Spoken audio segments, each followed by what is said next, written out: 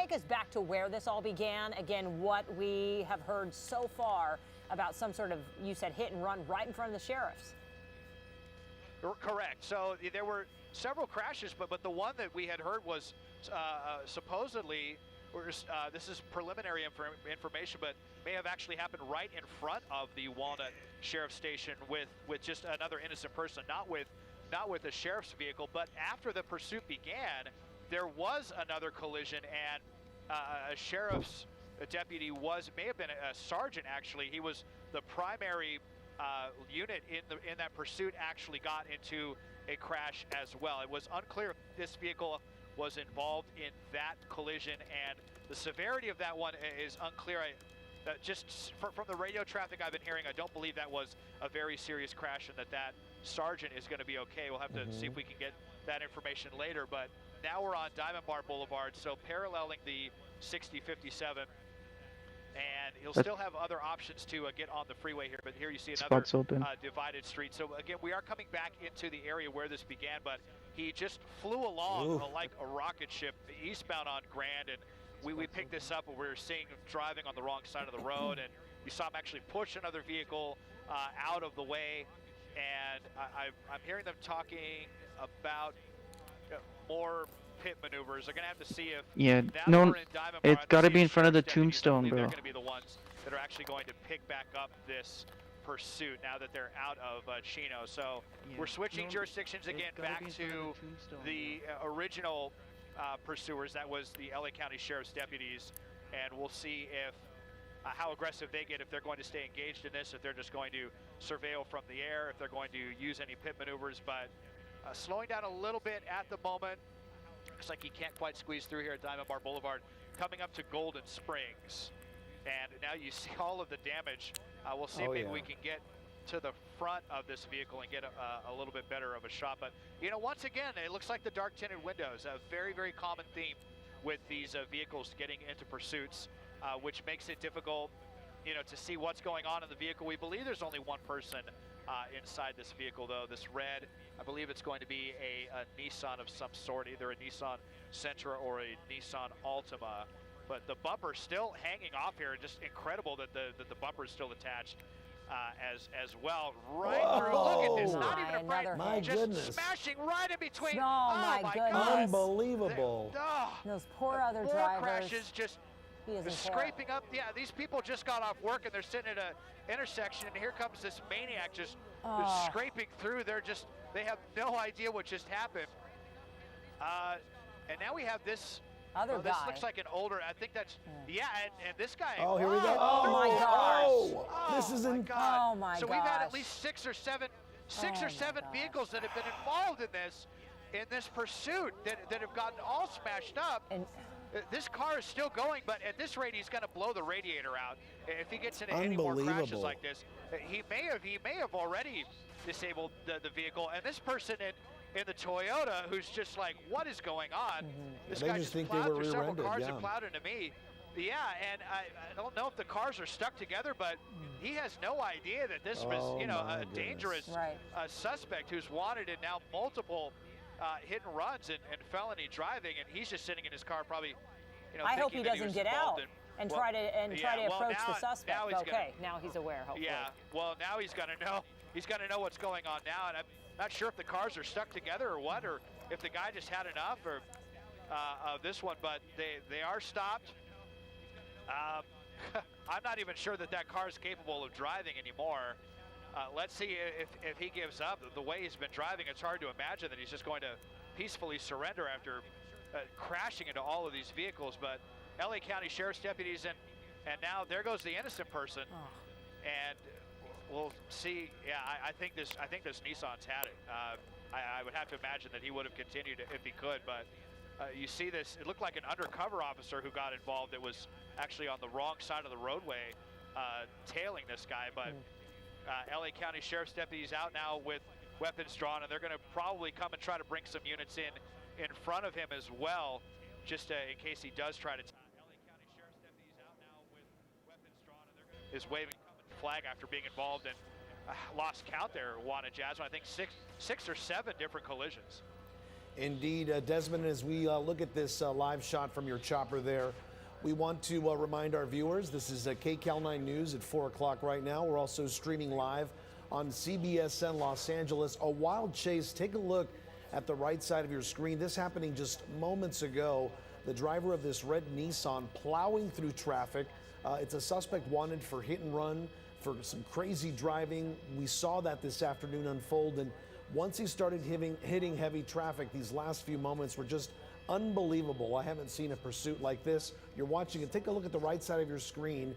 At least 6 or 7 cars hit here before finally hitting this last car. Traffic clears, and now on the left side of your screen, that is a live picture right now. Officers have finally been able to approach the car there, or at least get as close as they can.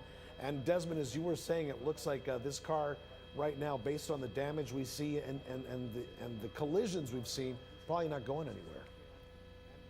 Yeah, I mean, you can see that the wheels look like they're all bent out of alignment, and you know, the radiator probably busted, or it could have done, you know, all kinds of damage to the engine just after getting into all of those collisions. Not to mention the way that, you know, he was driving just leading up to these collisions. But you see, still no compliance. We've got the window up and the door is still closed.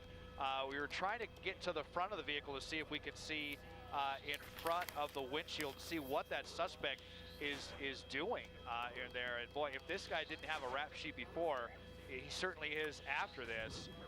You know, they have no idea if this person is armed and dangerous, or what the deal is going to be. I'll put in, actually already have the zoom in as far as we can take it, unfortunately. Okay, you can see him fidgeting around in there. He looks awfully agitated. I could see that, but not making any attempt to communicate with the officers. I'm listening to the officers are just talking about shutting down surrounding streets so that no innocent people drive into this. But Diamond Bar Boulevard is where we are right now, just, I believe, to the north of the 57 freeway, where the 60 and the 57 split back off. So a pretty major street here, and a standoff situation with this maniacal driver. Those tinted windows don't help either, Desmond. In fact, this is the first time that we're getting a chance to see the driver sitting there in the driver's seat. He'd been moving around quite a bit, and we're just waiting to see what happens next. Obviously, with the windows rolled up, he's not making any attempt to communicate with officers right now, but that car, it seems, is going nowhere. Yeah, it looks like he's fidgeting in front, maybe. Bouncing back and front. Yeah, he's rocking back and front. Bouncing back and forth. Yeah. Maybe, you know, really ruining the decisions that he just made getting into this insanity. But I bet. you know, as bad as it was, scraping into so many vehicles and plowing through traffic, just so thankful that this didn't end in a terrible head-on collision where he could have easily killed an innocent person with the way that he was driving. And we got lucky with that pit maneuver back there that nearly went into opposing traffic at 40, 50 miles an hour. So at least it's over. At least the car has had enough, and doesn't look like there's any chance of it continuing. But you see, as I widen out, that they have the street completely shut down. They're talking about using the loudspeakers to try to communicate with this guy because he refuses to roll the windows down. So they're going to be giving instructions to him to come out, and hopefully he's just trying to calm his nerves after driving the way he did, and he's going to give this up. I mean, it's obvious at this point how this is going to end. There's no chance of him to get out and run and get away. He's completely surrounded. I mean, sometimes we've seen pursuits end in that manner where they, you know, get out, try to hide from the police however they can, but 0% chance of that happening now at this point. So you just hope that sooner rather than later this guy decides that that's it. You should just be thankful that he's not dead, frankly, at this point. And anyone else. Just face the music. And I see the one driver in that white car, I mean, and they're so lucky they swerved out of the way at the last second right before it came to that smashing end. And Des, this chase all started around 3:30 this afternoon, wanted for a hit and run right in front of the sheriff's station in Walnut. At Valley and Grand, and possibly you're saying a sergeant might have been involved in another sort of collision, maybe not so serious, but they were At this point, I mean, this suspect's wanted for several hit and runs. I mean, we've witnessed several of those just during the chase itself. Desmond, did we just see as the pursuit went on? Yeah, go ahead, Juan. Did we just see something either fly off the car or what's going on there? You see that that front windshield looks kind of, is that smashed or what am I looking at? Well, it looks Maybe like there's holes in the non-lethal, perhaps in the ways back of windows. Yeah. Or are you thinking maybe they just fired something into the vehicle there? I do see that it looks like the rear windows are So they smashed. could see in. Yeah, because I could see something that looked like something white kind of bounce off the side of the car. And we're showing that video again. Yeah, it was so quick, but maybe that's what they're trying to do. Or I wouldn't doubt it. You know, they have the less than lethal capabilities with are essentially high velocity beanbags that they can shoot to knock out windows. Of course, they really need to be seeing what's going on inside. Let's see if they fire any more and smash those windows out, and that would certainly, hopefully, be motivation for this guy to give up. Hopefully, this doesn't end like one that we covered on Friday in San Clemente. That was a standoff after a pursuit that lasted for more than 4 hours. It took the SWAT team getting in there and eventually smashing the windows, and it wasn't until after they threw in some tear gas that the suspect finally was flushed out of the vehicle and surrendered peacefully. But that took 4.5 hours, so obviously we hope that's not going to be the case on this one. But this guy not giving any evidence that he wants to give up. But it was actually pretty quick, I got to say, for sheriff's deputies to shoot anything into the vehicle. I think just gives you an idea of how agitated they are with everything that's happened, you know, after so many innocent people being put in harm's way. And the pursuit just got crazier as it went on. It seemed like he was just going to take more and more chances. So if he would have been able to get out of that and that vehicle would have been all functional, I really don't have any doubt that it would have ended in a much worse crash. Yep.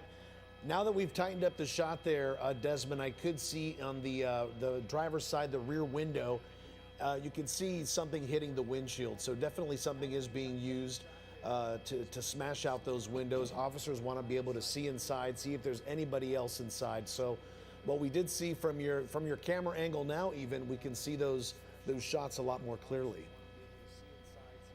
Yeah, see and those? I'm just still looking inside at this guy fidgeting around and putting his hand up to the windshield, and it looks like he's kind of hunched over, and we saw him kind of rocking back and forth in his seat. So I would say, you know, he's almost certainly not in a good state of mind, and probably nobody is if they're going to be driving the way that they were. But again, even after shooting, it looked like, you know, shooting something in there to at least, you know, see a little better or get through to the suspect that it's time to end this. He is not offered any kind of response at all so far to the authorities. Yeah, that was a good catch, Juan. You barely saw it, but you see just maybe a puff and the glass shattering really quickly. So. Well, I saw something ricochet off the window, and I thought, did he throw something out from his window, or did something hit him? And we obviously know now that officers are trying to smash some of those windows so they can see inside. And I wonder, Des, will they use eventually? I guess those officers know better than anyone on the ground when they bring out the K9 unit and get the clearance for that. Yeah, we'll see if any canines show up or if they're already on the scene. I'll just zoom out and we'll see if there are any canine officers out there. I don't see any on the ground. I'd have to imagine that they'll be calling for them. Typically very effective at diffusing these situations. You know, a lot of times once you get the dog out there, you know, barking and snarling, you know, a lot of times that's what will, you know, put a suspect over the edge into deciding to finally give up, because we've all seen, you know, the shot. Oh, more shot. It looks like more shots. They just, now you see into the driver's side window. Yeah, you they see those white. Firing beanbags in, or little pellets, not less than lethal force into this. They are really not playing around with trying to bring this to an end, but it looks like he ducked kind of underneath the door frame there. He's completely hunched over in his seat. Yeah, they're still shooting, Des. Yeah, they're still shooting here. Yeah. You to can get see this him. guy to come out. And I can't remember ever seeing this kind of technique being used so early in the standoff. But and now he's back up again, kind of rocking back and forth. But even after all that, it's hard to believe that this guy is still sitting inside. Apparently, I just heard something about a drone. They may actually have a drone on scene as well, overhead, trying to see from a lower perspective. It's another technique that we've been seeing recently, especially with SWAT operations, where they get a little drone overhead so that they can get really close and get a really close look without endangering anybody. Okay, I just heard them. Apparently, there was some speculation about there being a baby in the vehicle. Oh no! But that with the good news is, with the drone, they were just able to confirm that there is no baby in the vehicle. They believe that there is only the suspect. I believe they just got that confirmation from a little drone that they have flying overhead. So can you imagine after all those crashes? Yeah, awful. Right. Oh, yeah. To imagine had there been a baby in the back, or with these, less than lethal rounds flying in there. But it sounds like they're confirming that there is only the one suspect in the driver's seat, rocking back and forth in a very troubled state of mind. But we saw just how many rounds, round after round, of the less than lethal there being fired from the opposite side of the roadway, and they haven't completely smashed out the windows, but it made about a dozen holes. I'm actually surprised that the windows have held up as well as they have, and that they haven't shattered at this point. And Des, it's interesting you mentioned that they thought there might have been a child, because you said this happened initially in front of a sheriff's station. That's many times where these child custody drop-offs happen, from one spouse to the other, and it hasn't always turned out well. I've reported on many that have gone very wrong. Now, I don't know, but I'm just saying, if this happened in front of the sheriff's station and there was concern for a child, I'm just wondering the situation there and who else may have been involved in all of this and alerted the sheriff's deputies to this suspect. Right, yeah, and it is kind of a mystery, how they even suspected that there was a child inside. If maybe this person's significant other or ex-wife or girlfriend or what have you, maybe they contacted the sheriff, because that information didn't start flying around until after we went on the air with this. So it's possible somebody who knows this person, saw this going on and then called the sheriffs. That's when we started hearing that radio traffic. But again, from what we just heard, after they had a drone overhead, they said no baby, repeat, no baby. But now the suspect, I have to wonder if he was hit by any of those rounds, in the head or in the shoulder or anything, or what, if maybe he's incapable of coming out at this point. If he was hit by any of those rounds, haven't been seeing too much movement from the suspect. Okay, the canine is en route. Now we're hearing that they are bringing a canine to the scene, so that will be another kind of in their arsenal, so to speak, to how to defuse the situation once they get the canine on the scene. That may be, as I said earlier, what it will take to get this person to finally surrender peacefully. Yeah, Desmond, we're showing the video you shot earlier there, where officers are hitting the car with some of that non-lethal ammunition, and you can see the driver in front. It appears he pulls his shirt over his head to protect himself from those shots, and perhaps maybe those shots do have some sort of pepper spray or tear gas included in it. What really is surprising to me, and we've been watching this unfold, is I know the fact that cars have some sort of tempered glass just for safety. The fact that these windows are still up really is amazing to me. And also, I'm wondering is there enough damage on this car that the driver can't open the driver's side front door? Yeah, that is a question. I mean, as much as he scraped up on the sides, it's possible it might have done, something to damage the unlocking mechanism.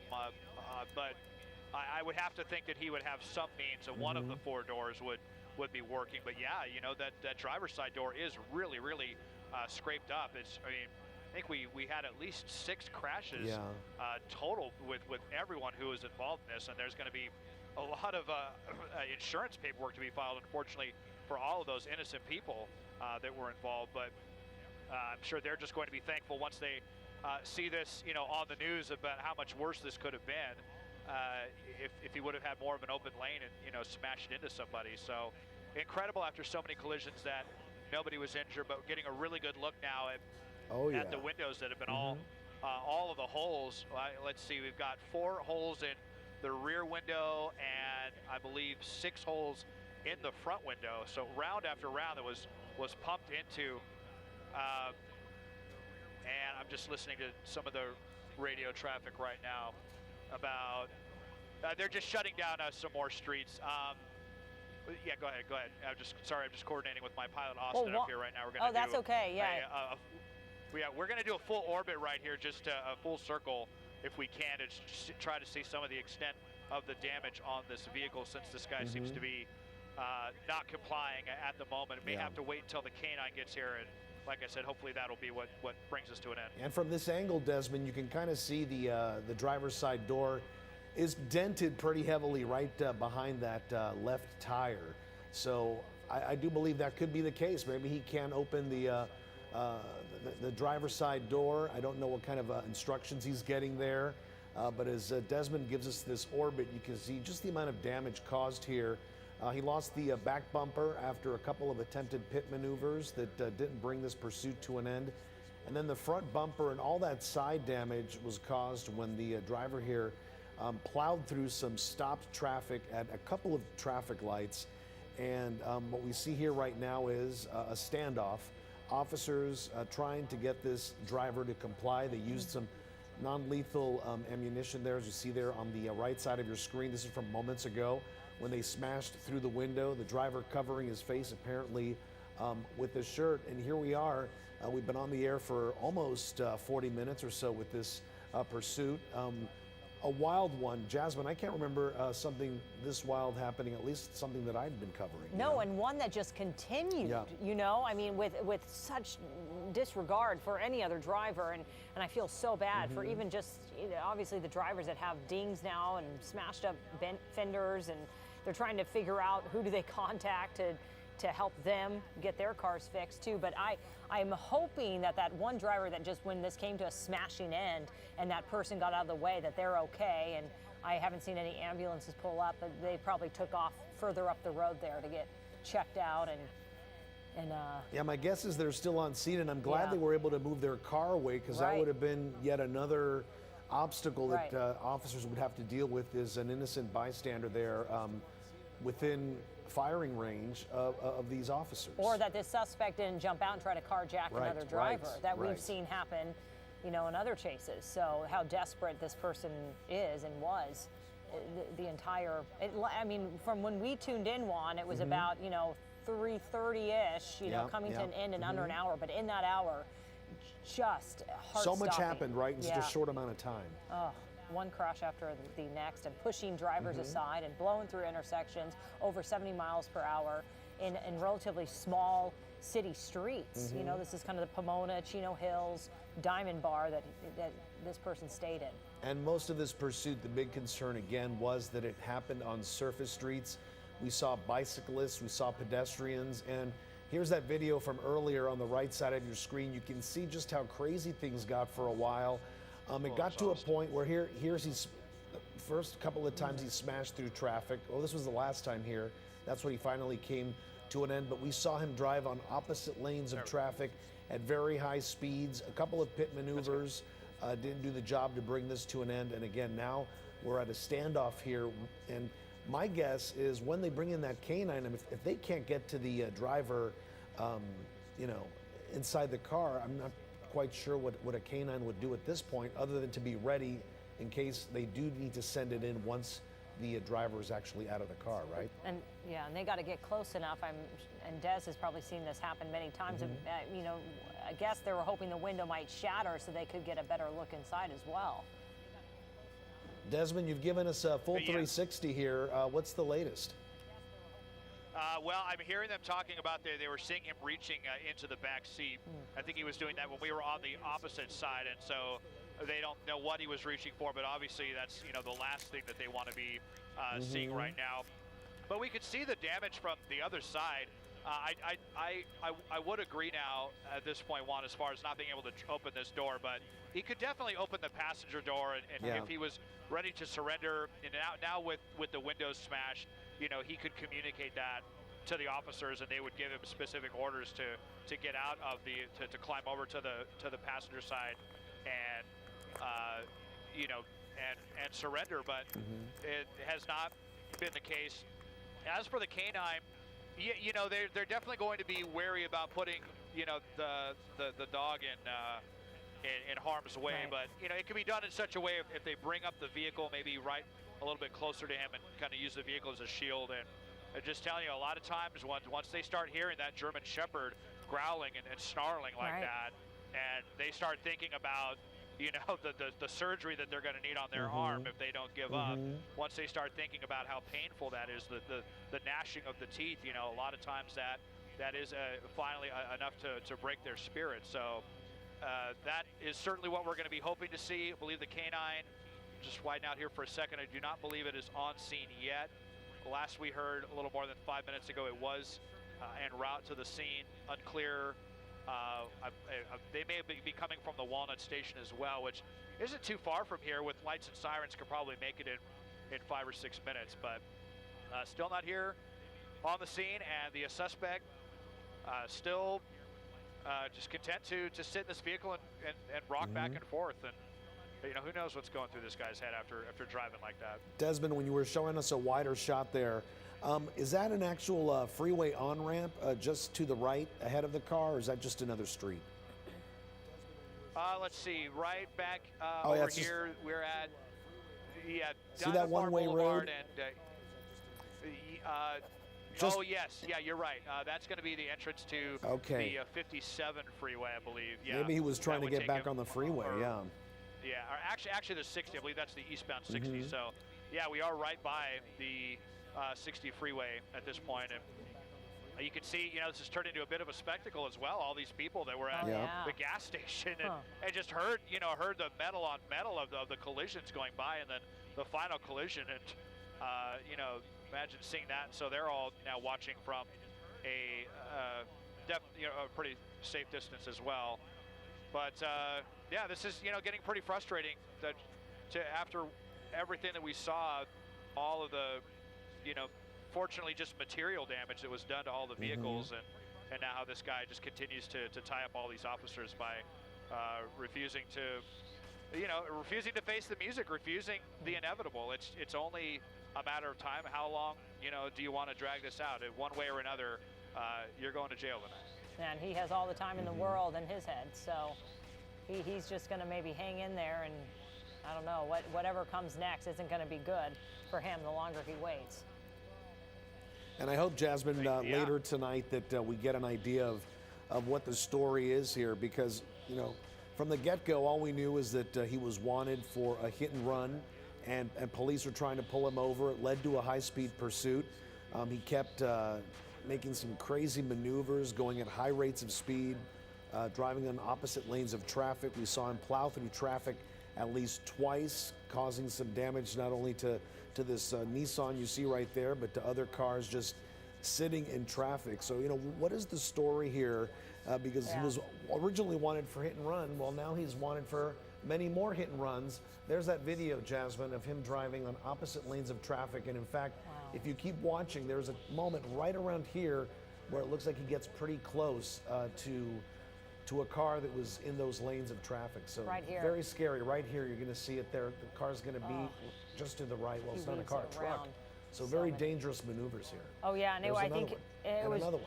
Yep. It's just, I know, and they're all so lucky. I'm just, I'm shell shocked at just how dangerous this driver pushed it. It was Grand Avenue in Longview, I think just before that intersection, where police tried to pit that vehicle and it fishtailed and continued on. They were so lucky. He fishtailed almost into the opposite lanes of traffic where there were other drivers and came very close, and then he corrected and was able to keep going. And they, like you said, Juan, made several attempts to try to stop this, because I think after Des said they pulled off a little bit because he was driving so recklessly, then they realized, oh, this guy is not stopping. This guy is just continuing to drive this car like a deadly. Look at how close he came to the truck and the trailer, slamming on his brakes, So and the close. officer tries to do it again. That's when he knocks off the bumper. And then they said this is like a deadly weapon, obviously, what this driver or suspect is doing. And a car is considered a deadly weapon when these sort of things are happening. Here's another attempt at the pit maneuver, and look, there's another car coming in the opposite lanes of traffic. So many scary moments for drivers out there today in the Diamond Bar area, and especially the ones that were involved in these plow-throughs. Look at that. Look at the amount of damage that took place there. And a few minutes later, he does it again to another group of drivers just sitting at a light. There it is once again. And now we're waiting for this driver to comply. He's been in the car now for what, a good 15, 20 minutes. They've blown out the windows with some non-lethal sort of bean bags or bullets, some non-lethal bullets. And right now we're waiting for the canine and just waiting to see what happens next. Sheriff deputies and other officers there on the scene. They've done a really good job too, I've noticed, at blocking traffic. It's in a spot here where they quickly emptied out most of the streets around this. Yeah, Sergeant texted me, who's watching our coverage, and said he thinks those are the bean bags, in case anyone's wondering, that are being used to try to break those windows, those bean bag rounds. And that's enough strength, obviously, as we're seeing, to break and shatter the glass. And is there something coming out of the window there? Kind of looks like something's flapping. I don't know if it's maybe the tint on the window, but I did see something there. Yeah, I was wondering that myself. Not entirely sure what that is. We just did another kind of full orbit around to look at the suspect, and still kind of just sitting there rocking back and forth. It looked like. I'm wondering if they're going to, shoot out the rear window at all. Haven't heard any talk about using any more less than lethal force on this one. The canine's still not on the scene, and once they get the dog here, if this guy still continues like this, then it's likely to turn into a SWAT situation. At that point, they may have to bring in the SWAT team and one of those big armored Bearcats, and what they'll do is they'll just actually bring in one or two of them, and they'll just pin the vehicle on both sides. They'll just come right in and kind of sandwich them, just to make direct contact, try to be as intimidating as possible. And then at that case, if he still doesn't give up, and at that point we could be talking hours, then we'll probably see what we saw last week, where they actually use this large device that is colloquially known as a bank pole. It's a large, really metal pole that can use to smash out a window, and it kind of has like a claw and a trigger on the end of it that they can actually use to basically deposit a gas canister inside of the vehicle. We saw that on a pursuit, at the end of a pursuit in a very long standoff last Friday. So that allows them to do it from basically the safety behind the armored doors, to use this large extended claw-like device and drop that in there so that they can basically flush the suspect out. He'll just basically, it'll become so unbearable to his lungs and his nose and his mouth and his eyes that he'll really have no choice. Instinctually, he'll just get right out of the vehicle. So that's, that could still, if this continues, if this gets to that point, that's just kind of looking at the potential timeline for how this could end up playing out if this guy continues to be uncooperative and just rock back and forth in his seat. Yeah, he must have been driving at least so erratically, Desmond. I remember you said earlier in our coverage that you hadn't seen something like this happen so quickly, where they deployed the non-lethal weaponry there, happen so quickly. So my guess is because he was driving so erratically, perhaps that is why they didn't want to take any chances and have this become even more drawn out than what it already is. Yeah, and I'm sure they were also extremely aggravated that he, caused a crash or was involved in a crash with, one of their own sheriff's deputies, actually with a sergeant, I believe is what I heard. And we were still waiting to hear about the severity of that crash, but I didn't really hear very much radio traffic on that, which makes me think that it was a minor collision, but still, that really has a tendency to escalate things once one of their one of their fellow deputies is involved in a crash. So I know some of the most aggressive chases we've seen are with people that have actually been involved with crashing into a deputy, and then the next thing you know they've got 12 units on a pursuit, and they just bring the full force of everything to try to bring those ones to a conclusion. So that may have been why we saw some of the more aggressive tactics, and really almost immediately bringing out the less than lethal. So just hope that the K9 is here and that it is going to be effective. Haven't heard, just been kind of the radio traffic's kind of quieted down on this one, but not really hearing anything about the K9. They had said that they were en route, but I hadn't heard, was thinking that they were coming from the same station, but maybe they had to come from a station somewhere else in the San Gabriel Valley. Well, we have two perspectives now. On the right, our photographer arrived there at the scene, and so that is a live look right now, right directly into the front of the car, and you can see all the officers in the defensive position behind their doors, still aimed directly onto the suspect, waiting for him to come out, and this has turned into a standoff now in the Diamond Bar area, right next to the 60 freeway and the 57, but very intense one. And one of our CBS staffers said that the reason the windows haven't broke after those beanbag rounds, those small fabric pillows they fire filled with lead shot, it's because of the tent.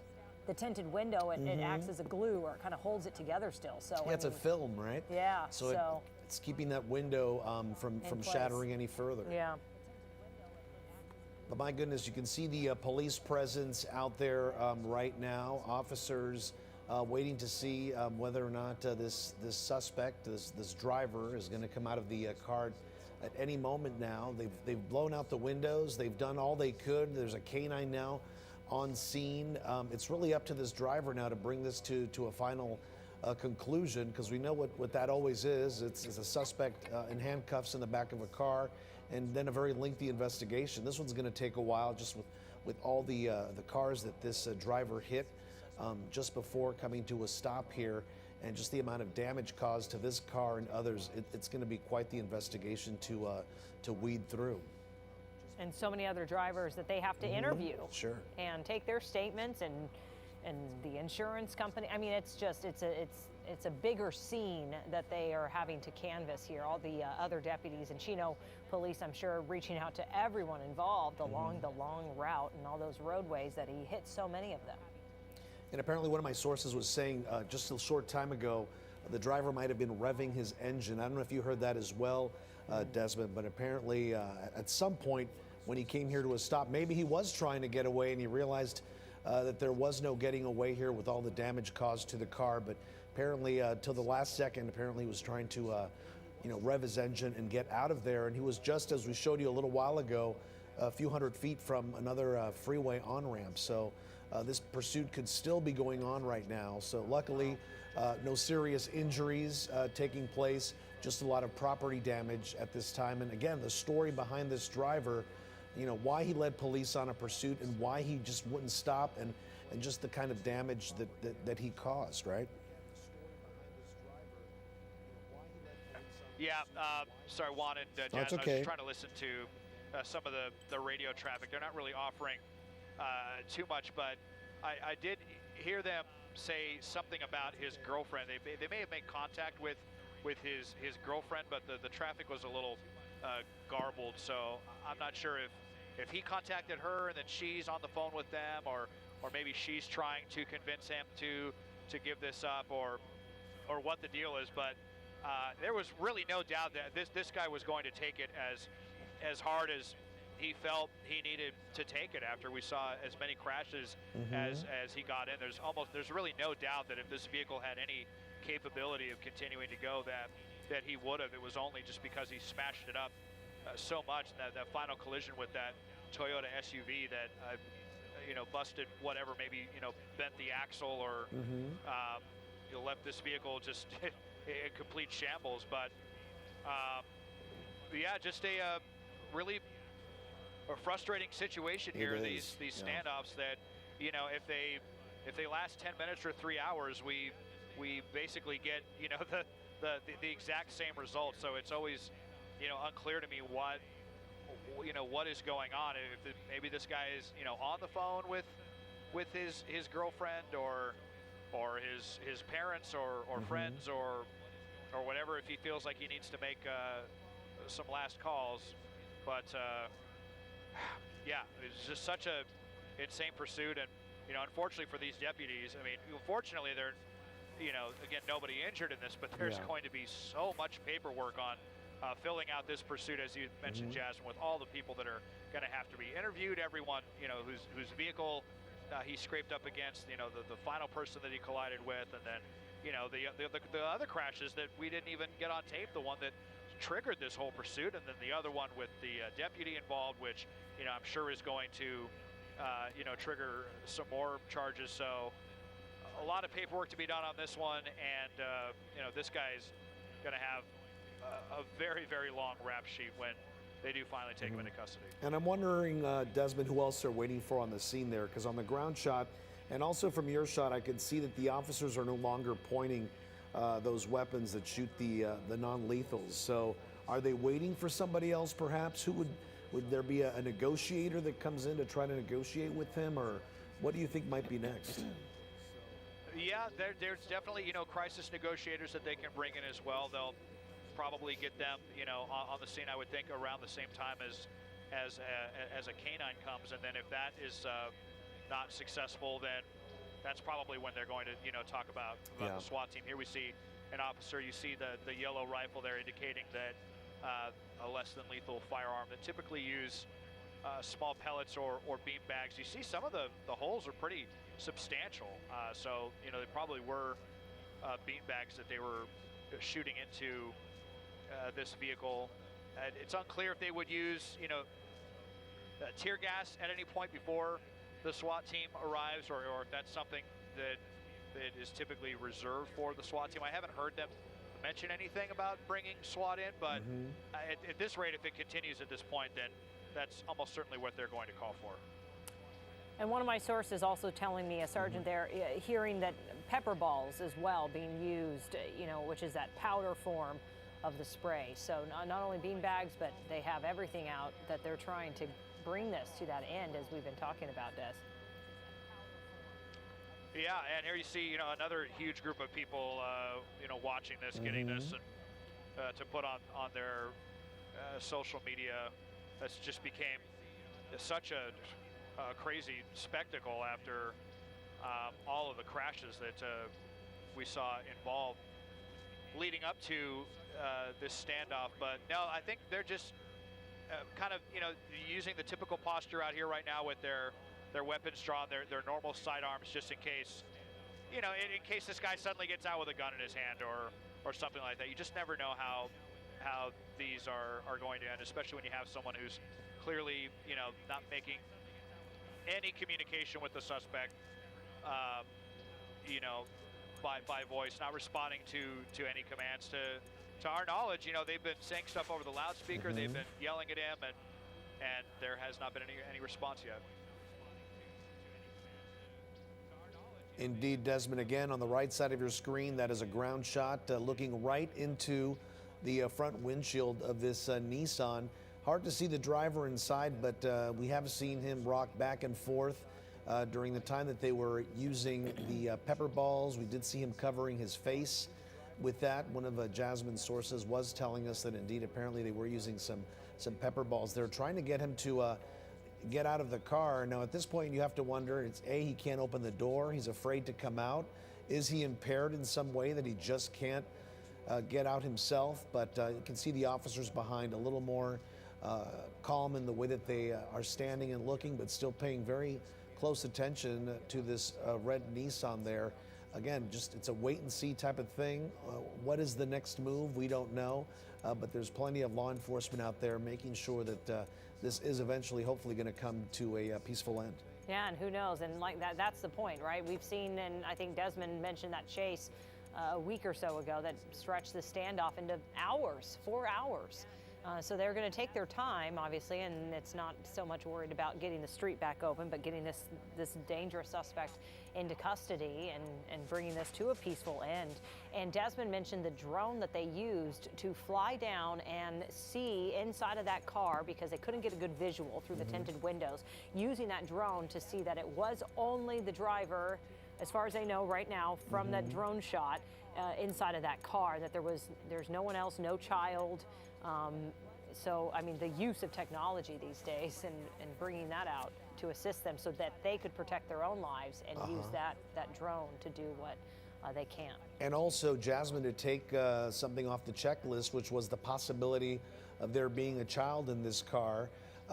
We do know that this happened, or at least they tried to make first contact with this driver near a sheriff's station. And as you mentioned, a lot of times those are used for custody exchanges between spouses or ex-spouses, and from that point on, the pursuit went on. So there was maybe a concern, or at least a caution, to think that maybe there's a child inside this car. But using that drone, apparently they were able to get close enough and look inside, and they were able to clear that off and know that there isn't a child inside. And from what we're looking at, it just seems like it's that solo driver inside the car right now. And very agitated one at that, and putting his own life on the line. I mean, he did not care who he was going to hit, endangering himself and so many others along the way, and trying revving the engine even when he came to that smashing end here at the Diamond Bar in Golden Springs, right next to the 60 freeway, but trying to even continue on. And who knows, hit the freeway, like you said, Juan, that would have been a whole different story. Indeed it is. All right, Desmond, if you can still hear us, any new information from what you're hearing up there?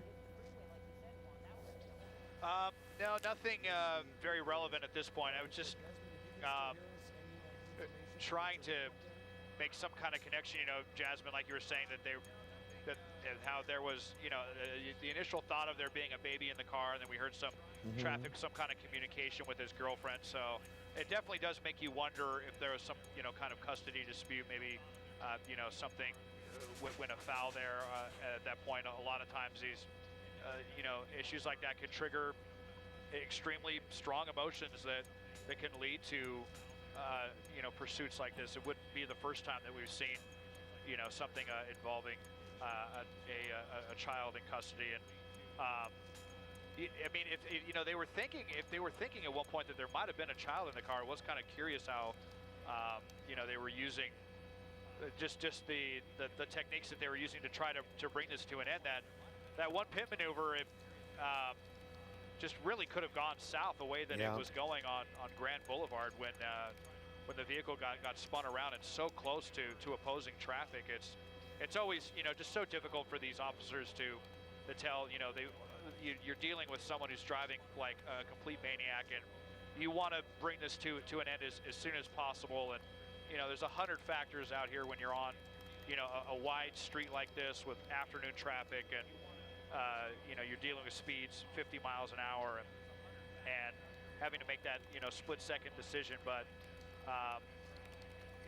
you know, he managed to get out of that pit maneuver, and then, you know, 5 or 6 collisions later, here we are. And but haven't heard anything else about. It's actually also strange to me that we haven't seen the canine arrive at this point. I'll just kind of wide back out again and show you the large shot, and all the people who have, you know, still here.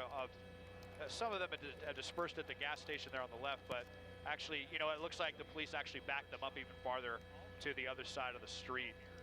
It looks like they moved them just to get them a little farther away here, give themselves some more space. We'll see if they, you know, obviously the Sheriff's Department is going to take as long as they feel is necessary to bring this to an end. We've been referencing the one that was just last week that was more than 4 hours, and in that one, they came in, they set up a big mobile command center, and they had, you know, drones on the scene, and they had a chopper overhead, and they had 2 SWAT Bearcats that came, and that was, you know, for a stolen vehicle that frankly wasn't even that long of a pursuit and didn't even involve any crashes. And now we see, you know, someone who, you know, they got to wonder, who are they dealing with here that would drive the way they did and just plow through all of those vehicles. So, you know, they may be thinking that it's a strong possibility that this person's armed and dangerous, and That's why they haven't moved in, because there have been other pursuits too where they'll come to an end and the deputies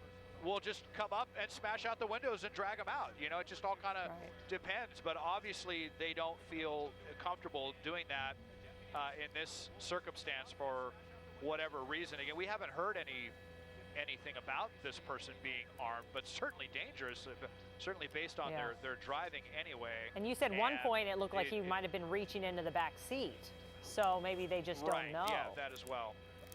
Yeah, it's just, I think, too big probably of a gamble for them to want to move in, you know, even if they were just to move in with their vehicle and smash out any more windows or anything like that. But I'm hearing something about the canine here. Stand by. All right, Desmond, while you listen in on that, my goodness, here we are. It's another wait-and-see type situation here as Standoff after a very dangerous pursuit. We've had quite a bit of pursuits within the last few weeks, but this one really, my goodness, high speeds, reckless driving, crashing into cars, even clipping a FedEx truck. This driver did everything he could trying to get away from police. Police attempted at least 3 pit maneuvers, which of course, when it comes to the pit or when it comes to those spike strips, it's a lot of luck goes into those techniques working. The timing has to be right, the speed, the torque of the car, all this and that for it to come to a very quick and peaceful end. But here we have a car that only came to an end after basically it destroyed its front side and damaged the car bad enough. Even I think Jasmine, Des was saying maybe the axle on the car is broken. We heard that he tried to rev the car once he came to a stop here. As you see there, traffic has been cleared in front of the car and behind it as well. Officers are the only ones there on the scene right now. And the driver is going absolutely nowhere. They've used some non-lethal weaponry there, some pepper balls to try to get him to come outside the car. Look at that. Now we can really see a really good shot, Jasmine, of that ground shot there.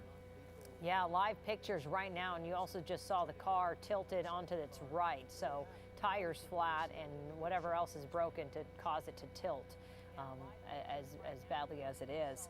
But yeah, this chase with the hit-and-run suspect ending in that crash in Diamond Bar this afternoon, smashing into the back of another driver right near the 60 freeway entrance. That other driver, thankfully, was able to pull away safely from the scene. We can tell you that. But again, the suspect you're seeing here in the red Nissan and a very tight shot there on the driver's side window.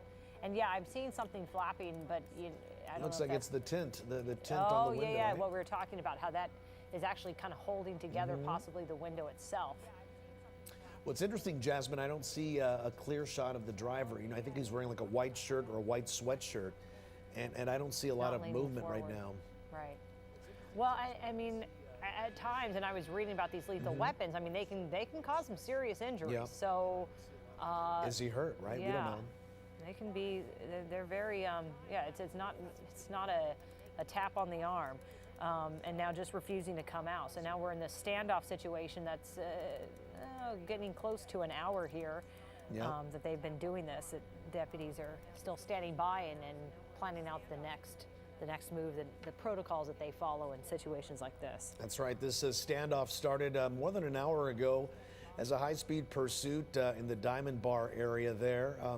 A driver wanted for hit and run, some dangerous driving. And what we saw after that confirmed that this driver was doing quite a bit of damage on the roads there, driving on opposite lanes of traffic, hitting cars, clipping a FedEx truck, just doing anything that he possibly could very violently to get away from police. But, you know, here we go. Despite all that, the car is now apparently undrivable. And officers just waiting and see what's going to happen next, whether or not we have a special negotiator coming. We understand there's canine units also coming to the scene here. So this is really breaking, unfolding news here. It's like second by second. We really don't know what's going to happen. We don't know if the driver is injured in any way due to some of that the pepper spray there. But apparently officers have not felt it safe enough to approach the car. So we're all going to see this unfold together, see what's going to happen next. Yeah, and about the mental state that this person might be in too. So trying to assess just, you know, how desperate he is.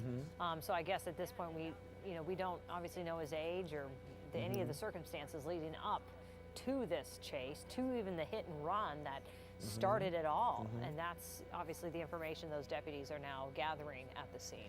And look at all that damage, Jasmine, on the driver's side of the car there. That front door obviously looks like you can't open it. There's so much damage there where the car door meets the wheel well. It's going to be almost impossible to open up. Just the scrapes from when he he just smashed through those cars. So they'll have to come around from the other side. Yeah, my guess unless he is gets that's out, unless he can jump into the back seat and maybe get out through a back one of those back passenger doors, rear doors. But again, the interesting thing is we're not seeing much movement. Earlier, he was swaying back and forth.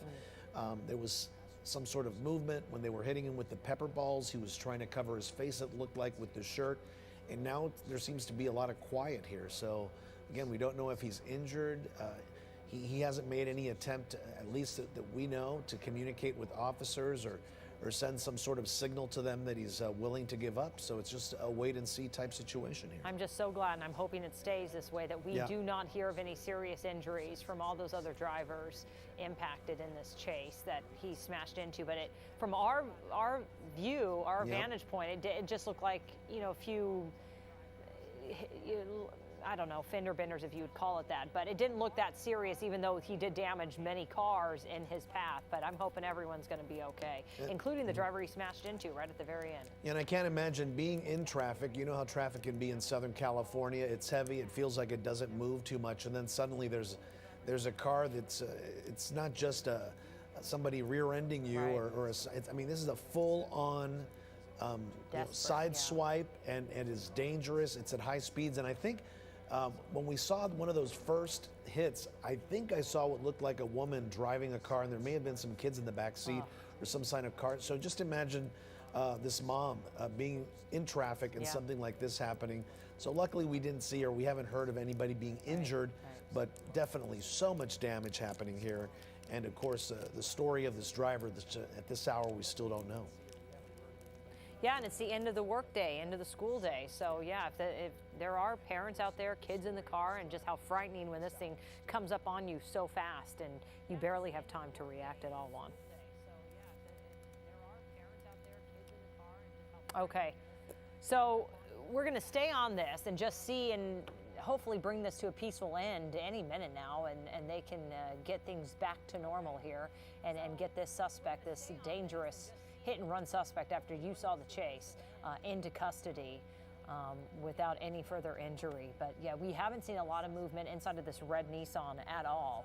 So we don't know if he's moved. I can't even see through the passenger or through the driver's side window here, but if he's moved into the back seat or laying down. And we also don't know, as Desmond has been trying to listen in, if he is in fact armed or if they believe he might be armed, and maybe those are the questions they're trying to get right now. Des, any update? Did you have a little bit of new information here, Juan and Jasmine? Apparently they're calling for two things. They are basically calling for the SWAT team. It's what the Sheriff's Department calls their Special Enforcement Bureau. They are reportedly en route to the scene, so they're already going to be taking that route. Haven't heard any update about the canine, but they're also, I think they're trying to get a Spanish-speaking crisis negotiator or someone there that can speak fluent Spanish to see if they can get through to them that way. There seems to be some thought that there may be a language barrier on this. As for the suspect, I mean, we're not really seeing any movement at all. Maybe a little bit of movement right there, but it looks like he's maybe laying between the seats or in the back seat, or kind of half in the front and the back, but really not very much movement after we saw all of the fidgeting and rocking back and forth that we saw for the first 15 or 20 minutes. So we'll just have to see how this progresses once the SWAT team gets here. There is a crisis negotiating team responding. Apparently they're on the freeway. They may be stuck in traffic, actually, some heavy afternoon traffic. Pretty tough getting to Diamond Bar. We're right off the 60 and the 57 here. It is a pretty congested choke point this time of the afternoon, so that may be why we're not seeing them yet. We see all these other officers here in the back and a couple of more units that have just arrived. It looks like some of them in, kind of some heavy riot gear here. You see pretty heavily armed, these officers, much more so than you see like from typical deputies. So we'll see what happens now when, as they get involved, and if they're going to use any more less than lethal force, like the bean bags or the pepper balls or the gas canisters or anything like that to finally bring this to an end. But yeah, it's almost like the suspect is kind of just saying, I'm just going to lay here and do my thing, and you guys are going to have to come and get me out. It's just been one-way communication at this point. Oh, very interesting, right. And very telling then about the mental state of this driver and why they might have to be, maybe as you've heard, reaching out to the girlfriend or a family member, trying to put this person in contact with someone, and now calling in for that backup, not only the SWAT team and the Special Enforcement Bureau, but the crisis negotiator and the team that surrounds the Spanish speaker that is on the way. So hopefully that is able to, the team itself, able to arrive very soon. But yeah, traffic is just going to be a mess. It's kind of back to normal months, a year into this pandemic. So yeah, it's not light traffic. And we even saw during this chase, all those issues with all the drivers and him blowing through intersections and so many hits and misses and just how crowded these streets have become now. Yeah, they still have, like I say, it's kind of interesting to see there's so many officers here and still so many more officers arriving on the scene and clearing the people back. Here comes yet another unit arriving. Juan and Jasmine, I just heard that the Special Enforcement Division, they may be responding from downtown Los Angeles, which is why this is taking so long. Yeah. The last we heard, they were on the 60 freeway at Santa Anita, so they still have some ways to go. Even if they're coming lights and sirens on the shoulder past traffic, it's still going to take them some time to get here. But okay, yeah, they may have some other units responding from the other direction as well. I'm now hearing, but these officers, they're just so tense for them to be, sitting here hunched over this vehicle, with their weapon trained for 45 minutes now. This is just so stressful for everyone involved in this, and it looks like the suspect has just decided to take a nap in the back seat. Yeah, that's what it appears. And Des, I know you have to step away. You're going to switch over where we're going to continue our coverage on CBS 2 at 5 o'clock. All right, so we have a few more minutes with you, Des, but then, we're going to continue this coverage also streaming on CBS in Los Angeles. But yeah, and the decisions that these deputies have to make in these chases, in these pursuits, like the one who said, hey, this is the time to try to do this pit, and whether it put other drivers in harm's way. I mean, just watching that unfold was heart-stopping, where, he corrected himself, and maybe that's what saved him from hitting some of these drivers in the opposite lane. Yeah, absolutely. Unfortunately, we have seen, pit maneuvers gone wrong before.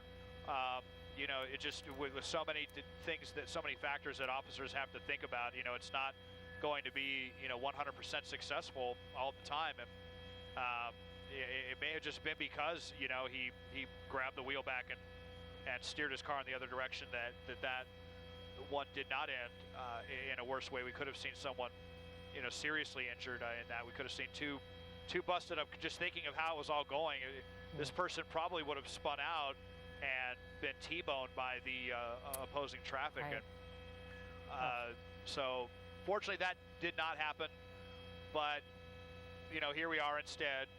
Just a lot of material damage, a lot of scraped up metal, a lot of scraped up paint, a lot of frazzled emotions from innocent people just trying to get home from work, and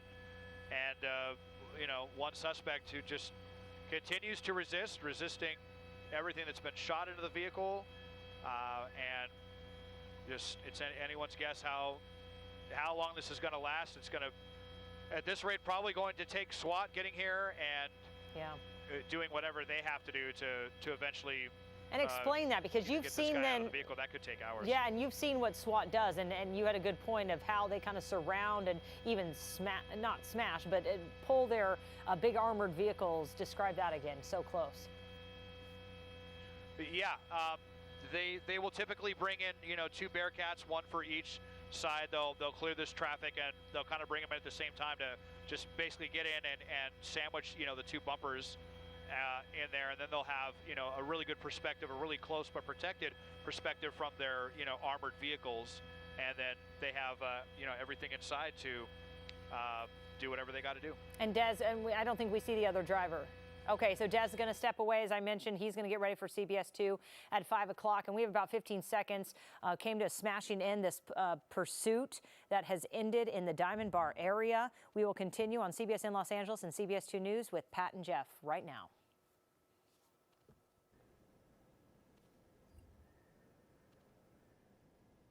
And now at 5 on CBS 2 and KCAL 9 Plus streaming on CBSN Los Angeles. A wild. No matter where we go or what we do, we need each other. Sometimes all it takes is for one person to make a difference. You're awesome. Just be you. This is more than a job to me, and this is about purpose. We can make something better together. You clean dishes as you cook to save time and stay ahead of the mess. But scrubbing still takes time. Now there's Dawn Power Wash Dish Spray. The faster, easier way to clean as you go.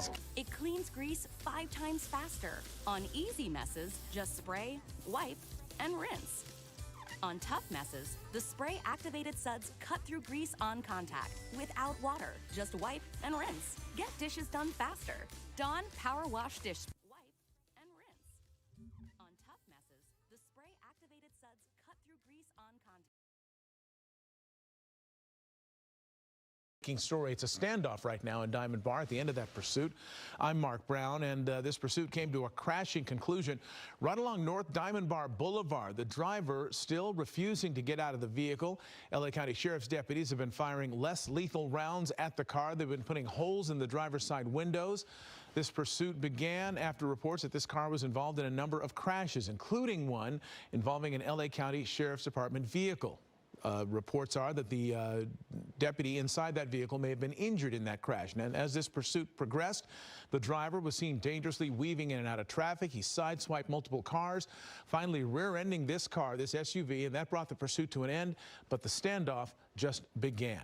And now let's look live here. We have seen Sheriff's Enforcement Bureau deputies rolling in, deploying. We have a canine unit that is there. They are going to do their best to bring this person in.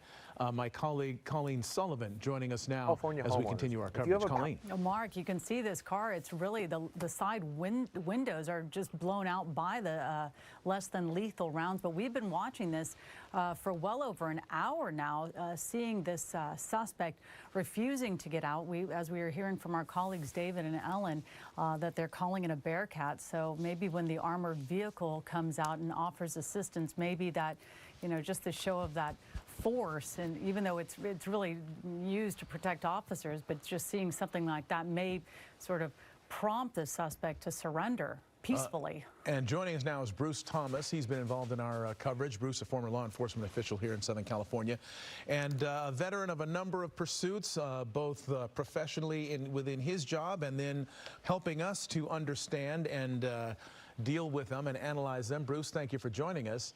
As you see more and more deputies arriving, more and more SEB, Sheriff's Special Enforcement Bureau deputies arriving, and the canine unit, the Bearcat that we hear is on the way. The more folks show up, what does the likelihood that this will end peacefully, what does that do to the likelihood that this will end peacefully? Well, ideally, we want a peaceful resolution. All we want is the suspect to come out of that vehicle, give himself up, get taken into custody with minimal force, and let's just open the streets back up and get on with our business. So the chances are pretty high, because that's what SEB trains for. Using deadly force is a last option that anybody wants to do. We want to end this peacefully. And that is the hope as we continue to watch this situation. Some erratic behavior by the suspect. He's been in the front seat, in the back seat. Looked like he had something over his head at one point. We don't know whether there could be a substance abuse issue here, where there could be a mental health crisis involved here, but the level of sensitivity is high.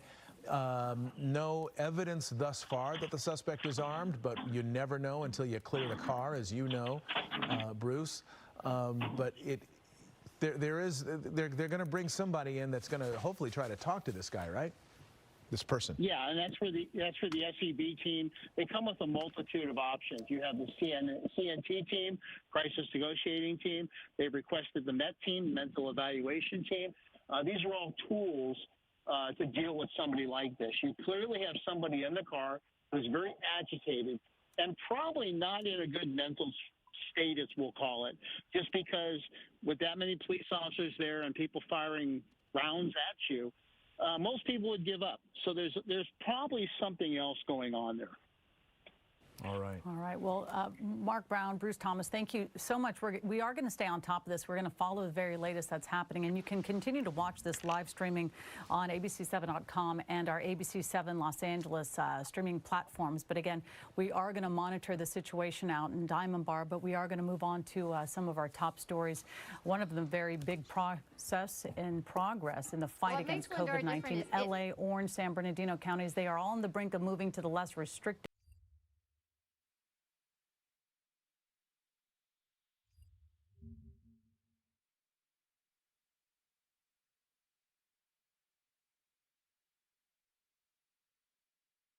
What makes Lindora different is it does actually work. Lindora is ketogenic. It's scientifically based. With the keto-based program, it really worked for me. I lost 40 pounds. This is who I am. This is who I always wanted to be. It is amazing. Call or visit Lindora.com now. The influence of a controlled substance. Methamphetamine is a stimulant. It could cause him to act a little bit more irrationally, things like of that nature. But tactics maybe they're would the most ones likely that have, remain you know, the tear gas which is basically what? Just wait this out, right?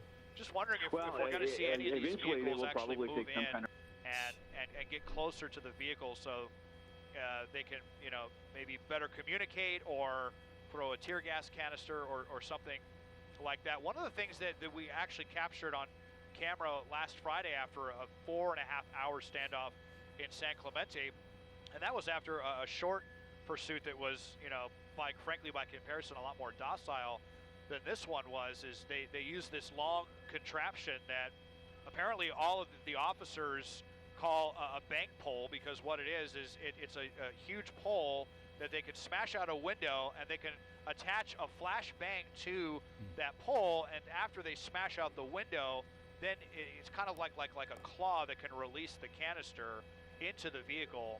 And you know, a lot of times after these pursuits go on for, or rather these standoffs go on for that long, that is, you know, a very effective way. At that point, you're talking about so much irritation to your eyes and your lungs, it's almost like your instinct, you know, overpowers, your primordial brain will overpower any, you know, thoughts that you have staying in the vehicle and just get out, because it is so, I'm so surprised. you know, terrible to the senses. So at the rate that this is going, that's what I'm thinking it's going to take to get this, you know, over with at this point. If just what could this guy be thinking, sitting in the back of the vehicle, knowing there's only one way out. This is going to end. Right. Yeah, there's only one way out. You got to get out of the car. You know, guys, look at the show of force there. There are a lot of law enforcement vehicles, and as Desmond was pointing out, that special 24 unit.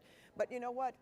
We have seen over the years of these kinds of pursuits, if they don't suspect this person has a weapon, at some point they can go up and just break that window and pull that suspect out of the car. And I guess I'm wondering why that hasn't happened before now, but they could have a thought that this person could possibly be armed, or he could be injured, and maybe they want to try another tack. But that, again, I'm looking at the show of force there, and that's just that's pretty amazing. Yeah, at one point in time, Pat, they were talking about bringing in the K-9. We could certainly ask Desmond if that is still en route or not. But in between the start and end of this police chase, he hit several cars, sideswiped cars, went through those red lights, rear-ended vehicles, and that's really kind of what stopped him there at that intersection. This is going to be Diamond Bar and Golden Springs near the 60 freeway. When it crashed, it then disabled the pursuit vehicle, and then those less than lethal means were used to get the suspect to the point where we are right now. But it's interesting, Pat, because I don't see the windows down on this vehicle. You think maybe with the air blowing through it might get some of that irritant out of there, but maybe this is going to be that Special Enforcement Bureau, SRT or SWAT that is on scene that we might see will be doing something related to this police pursuit of this individual wanted for a hit and run involving a sergeant. Well, you know what? Look at these, Desmond, from your vantage point there, the units number 29 there to the right from my vantage point of that vehicle, they are certainly heavily armed, I would say. They almost, see in those uniforms there, and they're behind the doors of the vehicle. I saw one officer had a shield at the ready. Almost made me think something was about to happen. Yeah, you saw actually this one right here kind of roll back a little bit, and they're getting in position, and it looks like, you know, maybe they are going to be getting ready to do something here. You did mention that he does have a shield there. It looks like he is, you know, ready to deploy, and these officers, you can see it's practically, you know, military grade equipment. They have, you know, heavy duty helmets and you know, Kevlar vests or what have you, bulletproof vests. So they can feel a lot more confident going into harm's way, but so it looks like they're gearing up for something here. Because we know, Desmond, we've seen them in the past, they will walk there. Kind of walk us through that, because if they do decide to approach that vehicle, they'll do it in a fashion as you see with that line of officers, and then they'll get there and kind of fill us in as to what you think might happen next.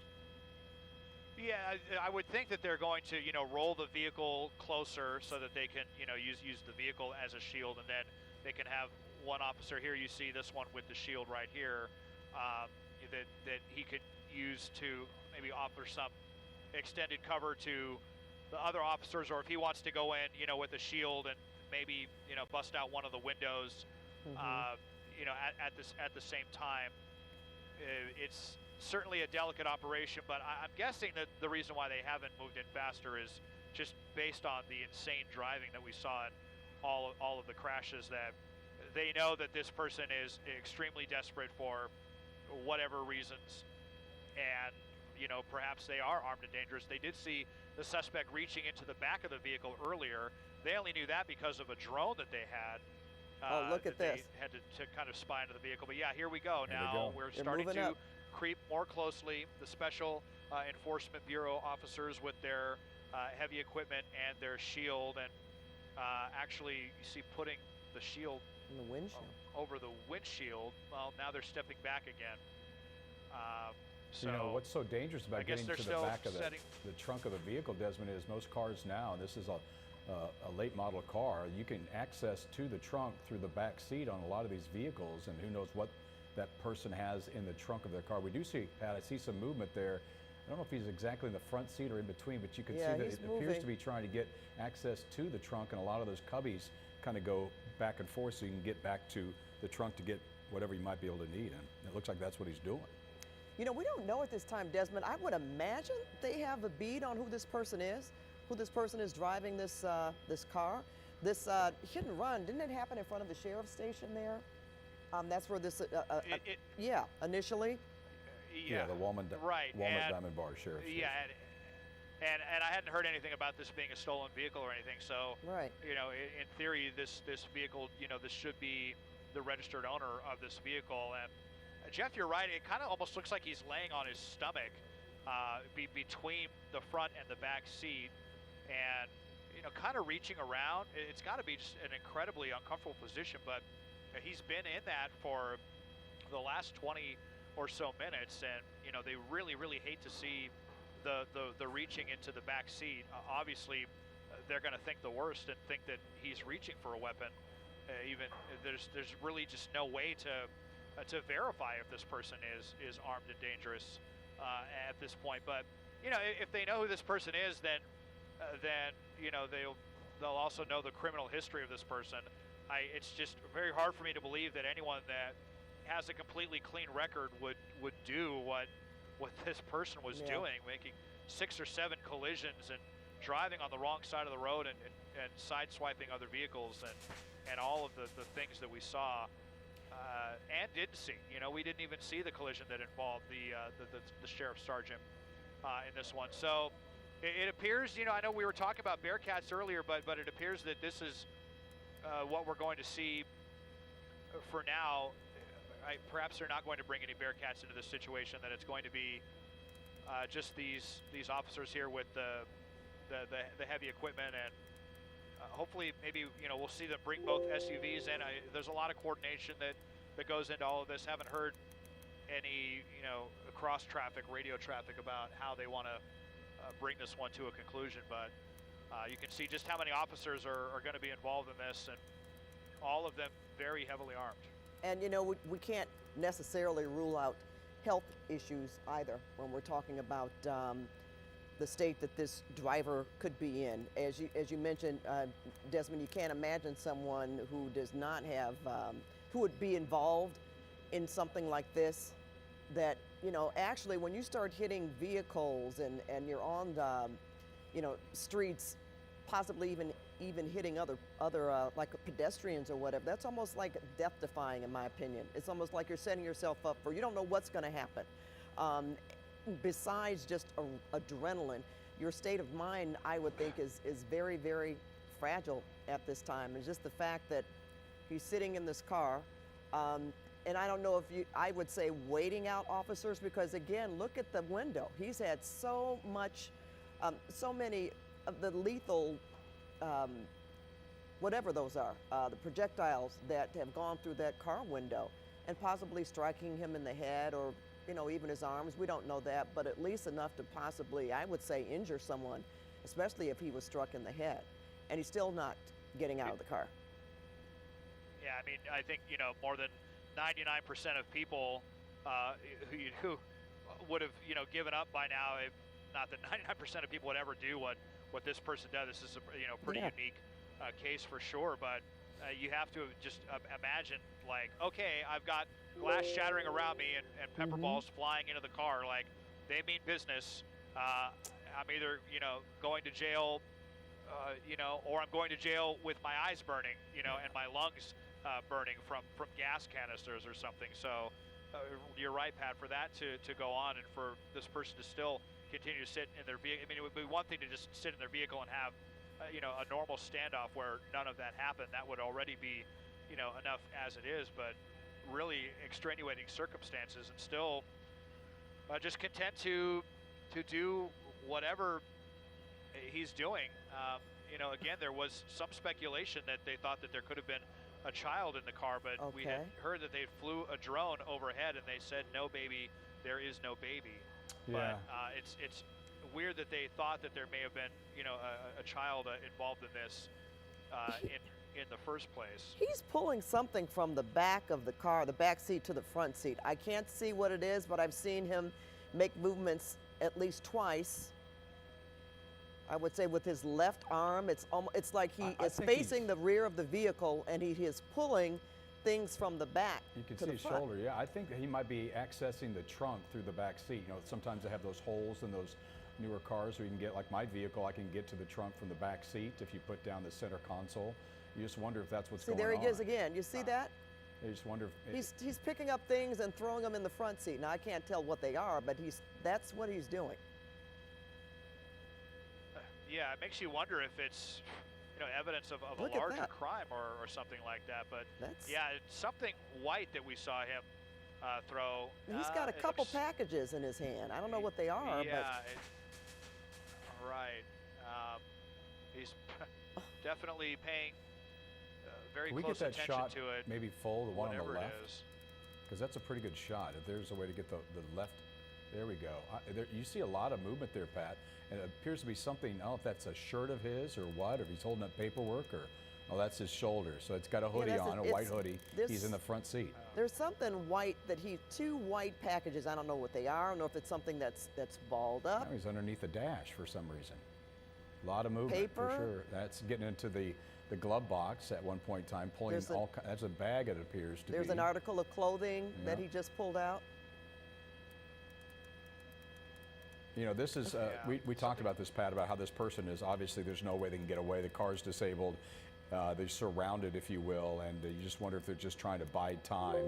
And Des, you had mentioned maybe making a phone call or something like that. There might have been his girlfriend that was involved with talking to police about what to do in this situation. But it's certainly interesting to see that, you know, the mindset of somebody who really, there's no way out, but yet they're still going to sit in the car and make police possibly drag them out as they continue, Pat, to grab stuff. There's he still it's has a shoe, it looks like to me. Something in his hand. You know what, Desmond and Jeff, we've got our Nicole Comstock. She is on the ground there, and we're going to go to her now and see what she can tell us from her vantage point. Hey, Nicole.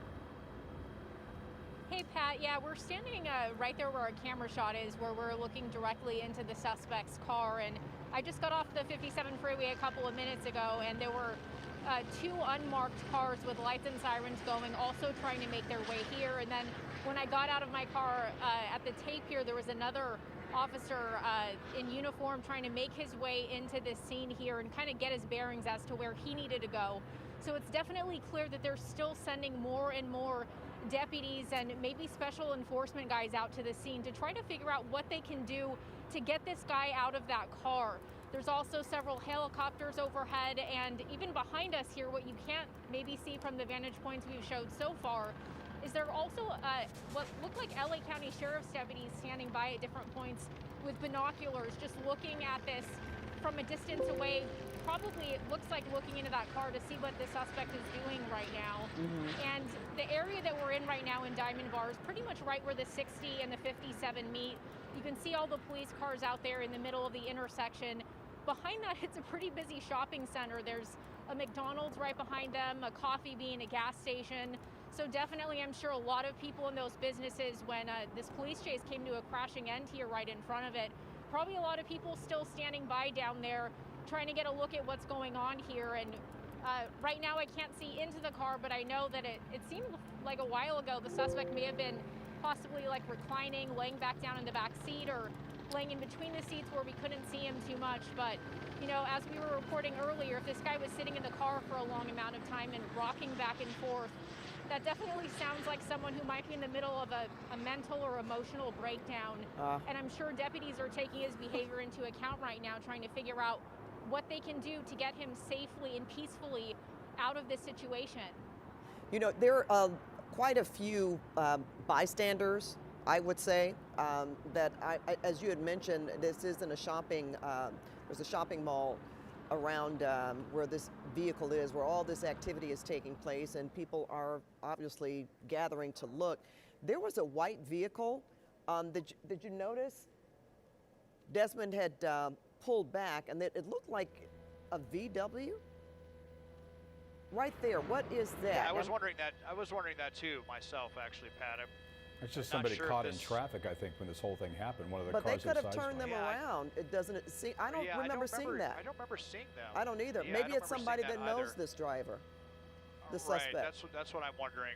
I know there was talk of the suspect's girlfriend at some point. So I wonder if if they have her on the scene or something like that. But we have been seeing just so much movement going on inside over the last 5 minutes. It looked like he took his shoe off, and then what looked like a white envelope he was moving around and taking things possibly out of the trunk and putting them in the front, getting things out of the glove box. But all of this kind of movement is what sheriff's deputies are so apprehensive about, because they have absolutely no idea what it is.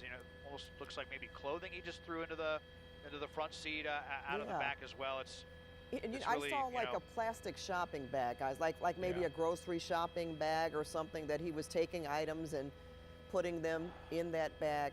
I'm still, again, focused on this white car that we had not seen before. I actually think that car was hit at one point in time before on the way to this end and was disabled, and I thought that the person inside that car got out as they were surrounded by police and went to a business over there to the left part of your screen, if I recall, because there was, at one point in time, this was leading up to a red light. There were a number of cars there. Traffic was pretty heavy, and this driver was sideswiping vehicles, going between the traffic, trying to get through, and that's how they eventually stopped, as they rear-ended that SUV. and disabled the vehicle to the point where we are now. So that person was sideswiping vehicles. A lot of damage in this police pursuit, Pat, all the way through to this end. And this standoff now has been going on for almost an hour. You know, I'm wondering, Nicole, are you still on the air with us? Yeah, I'm still here, Pat. Okay, have you noticed any more movement? You know, we've been focusing on this white car that I just thought, well, Des and I thought had sort of shown up here because I hadn't noticed it before, even in Desmond's wide shot. Did you notice that car pulling up since you've been there on your live shot? Can you tell? No, I actually didn't see that car moving in, so I'm assuming that car probably moved into place right as I was getting out here. Okay, so see the white car right there, Pat. That's the impact he took on that car in the right-hand part of your screen. So that's one of the cars that was disabled and caught as the police officers showed up, and then traffic started to scatter. So that person in that vehicle was hit initially by that pursuit driver. And this is kind of going back to what happened and stalled the vehicle, disabled it, and that is where we are now. That's kind of what ended that. And eventually that gray SUV in front drove away as police officers had their guns drawn. So Desmond, how come they don't go ahead and shoot another round of less than lethal in this car, you think? I mean, especially after they did it, you know, so much, you know, in the beginning, if maybe there's some kind of liability concern at this point, if they just don't think that it's going to be effective, that maybe it's going to do more harm than good. I mean, well, you mentioned tear gas. We know there's a lot of liability concerns. Yeah, and you know, that we've seen them use flashbangs, but you know, sometimes these timelines can just stretch on so long when you're talking about standoff situations like this, and you'll see no movement and nothing happening for potentially hours at a time, and then all of a sudden, you know, you'll see something happen. And if that's because maybe they want to catch the suspect by surprise, or if there's really, you know, that much planning that goes into something, it's kind of hard to say. But you know, you would think that they could, you know, maybe just throw some flashbangs in his direction, and or you know, and get him to come out. But they just seem to want to stand by, and if they're just thinking that this guy's going to come out on his own eventually, there isn't really any indication that, you know, he's just going to do that. Continuing to move, it looks like clothing and articles of clothing around inside it. Maybe he's trying to change clothes or what. We saw him taking his shoes off earlier. He's certainly got a lot of stuff in the back, either in the back seat or if he got it into the trunk of the vehicle. That's for sure. He's definitely got a carload of stuff, whatever it is. You know, guys, I just want to stop for a moment. I believe I got some direction from our producer, Mr. Noyes. Dan, are we sending KCAL back to its... Okay, a couple more minutes, we're going to send KCAL back to its regular programming. So now, staying with this shot, again, we were talking about, Desmond, I wanted you to pick up where we left off. You were talking about all the things that we've been seeing him do, move around, put things in bags, from the back seat of this vehicle to a bag that he has in the front. There is a K9. It's almost like he's getting ready for a trip or something, Pat. It's like he's putting stuff into a bag, and well, I don't know if that means he's going to give up and try to take it with him, or if he's just. I do not want to be. When you said take a trip, yeah, but you know, at this point, the trip he's going to be taking is obviously he's going to be in custody, and we just hope that it is something where he can exit the vehicle on his own and at least be okay in terms of being handcuffed and taken to where he's going to go. We don't like to see these things end violence of any kind. If he continues not to the person, the suspect, or certainly to law enforcement. Yeah, well, if he continues to do the standoff, the police may force the situation and go in there, and that's certainly something we'll continue to follow here on CBS 2 and KCAL 9. As this is the standoff after the end of a pursuit. This all started at the Walnut Diamond Bar Sheriff's Station earlier today when the driver was wanted for a hit and run involving a sergeant at that location. It ends at Diamond Bar in Golden Springs here. You see, this is near the 60 freeway. And Pat, high speeds, reckless driving, clipped a FedEx truck at one point in time going the wrong way around a corner. It's amazing through all this, no injuries. Yeah, he certainly had talk about throwing caution to the wind. On the back. The moves that we saw him make, moves of desperation, obviously. But here we are. We've been sitting here certainly for well over an hour, almost going on 2 hours now. And we have seen officers fire non-lethal weapons into that car. Just look at the driver's side of that vehicle. Look at the front of the vehicle. It has certainly received a lot of damage. But at this point, we see a number of, sheriff's deputies with their tactical gear. Okay, don't know exactly what he is doing behind there with that. Is that a rope of some kind? Desmond can talk us through that. What are we looking at there, Desmond? Yeah, actually, no, that's actually a good question, Pat. I can't remember ever seeing a long rope being used for anything here. It almost looks like, can't see if it's almost like a bungee cord or something like that. It's hard for me to imagine what they would use that for. If they were thinking maybe they would try to drag the vehicle back towards them, but they can't do that. The bumper's gone. It might just be leftover gear or something like that. They're trying to get to other stuff. I mean, that's just, thinking about it. Yeah. All right, well. Yeah, go ahead, Pat. No, Desmond, I know you're going to stay on top of this. We're going to move forward with our newscast and, of course, come back to this. So thank you. Now, damages generally, you're going to get more money from the county, not necessarily from 4 individuals. Because of the inherent danger in officers' work, usually their identities are kept private. As for the county, they can appeal.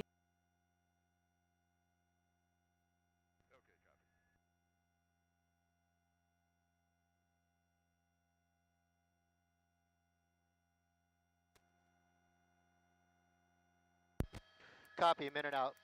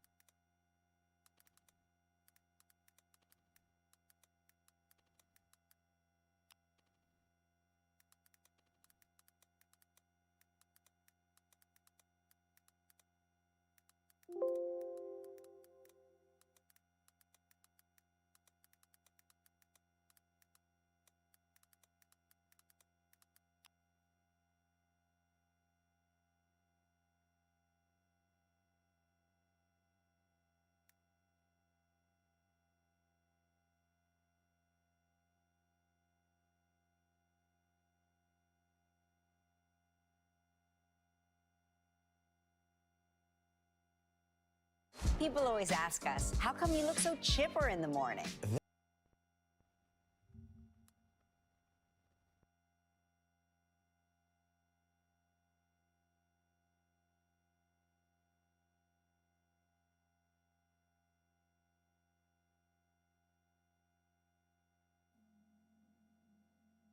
Copy that.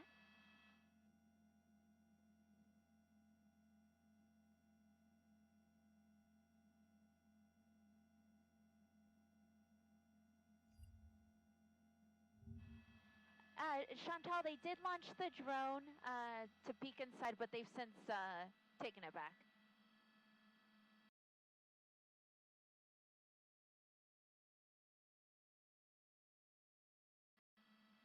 Yeah, it was super quick. Maybe it was only out for like 30 seconds. Exactly, they just wanted to see him moving.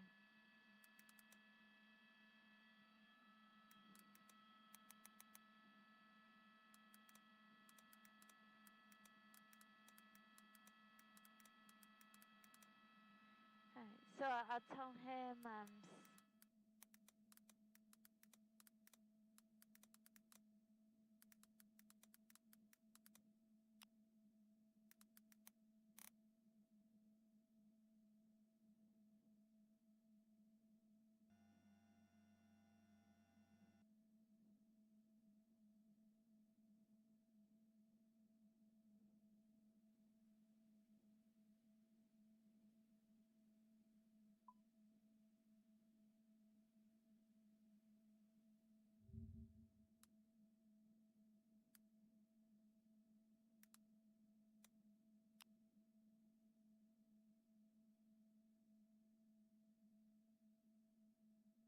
to Rayo's.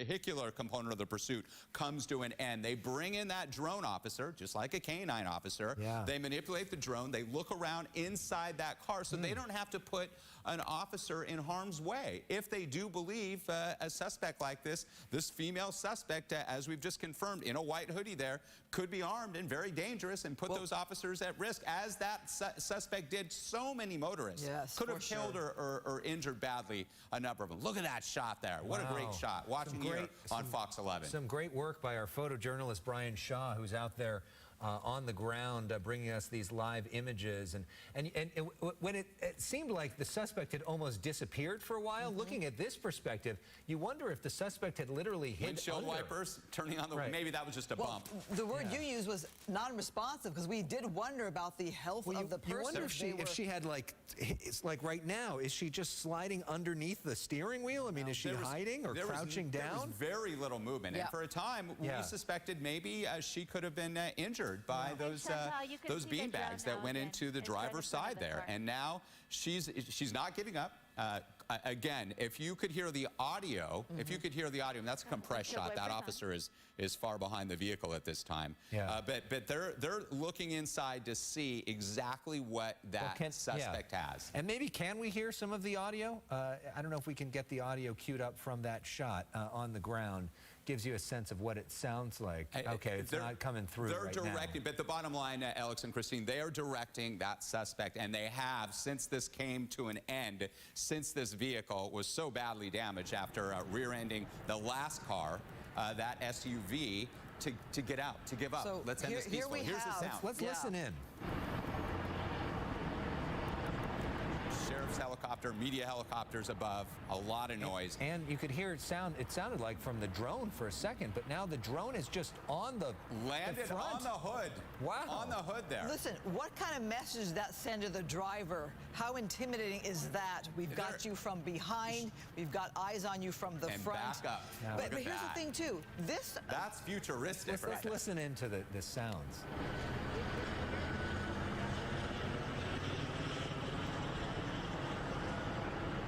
It looks like the drone's putting some light in this driver's face. We don't know if they know who the driver is or not, because it's not reported to be a stolen vehicle. Law enforcement might have a good idea who the driver is. It was a hit and run, not a stolen vehicle. So maybe they have some intel on the woman behind the wheel here. It's very possible. They run the plates first. They run the registration. They try to get a VIN number on the vehicle to see who is connected to that vehicle, who that vehicle is registered to. And it could be the driver. It could be the suspect. It could be her. It could be a friend's car, a relative's car. They likely have more intel than we do. And our assignment desk has been working the last couple of hours to try to get as much information as we can. We know that there's just one occupant in the vehicle. We believe it's a female driver there, covered up in a white hoodie that was driving incredibly recklessly and dangerously at speeds of 50, 60 miles an hour plus against opposing traffic, nearly missing vehicles head on that could have been catastrophic. Definitely sideswiped vehicles and hit other vehicles as well. We'll continue to watch this as the drone is here. LA County Sheriff's deputies on Diamond Bar Boulevard, just south of the 60 freeway. All right, so we have to move this camera per law enforcement. So, Rick, we also want to talk, you do your day job. Let's talk about the weather, because that's also a big story. More on the pursuit in a moment, but now more on the big storm that's on the way. And we're talking about rain, mountain snow. The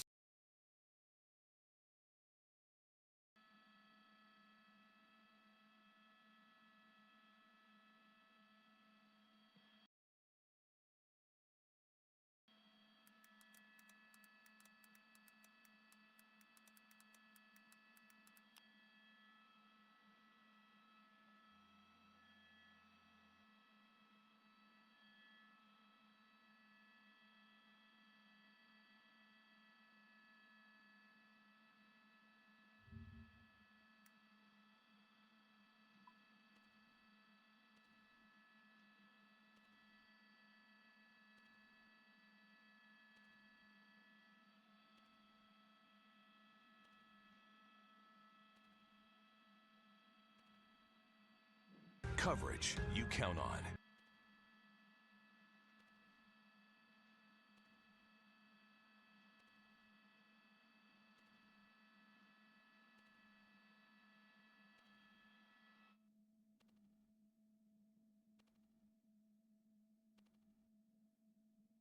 Copy that.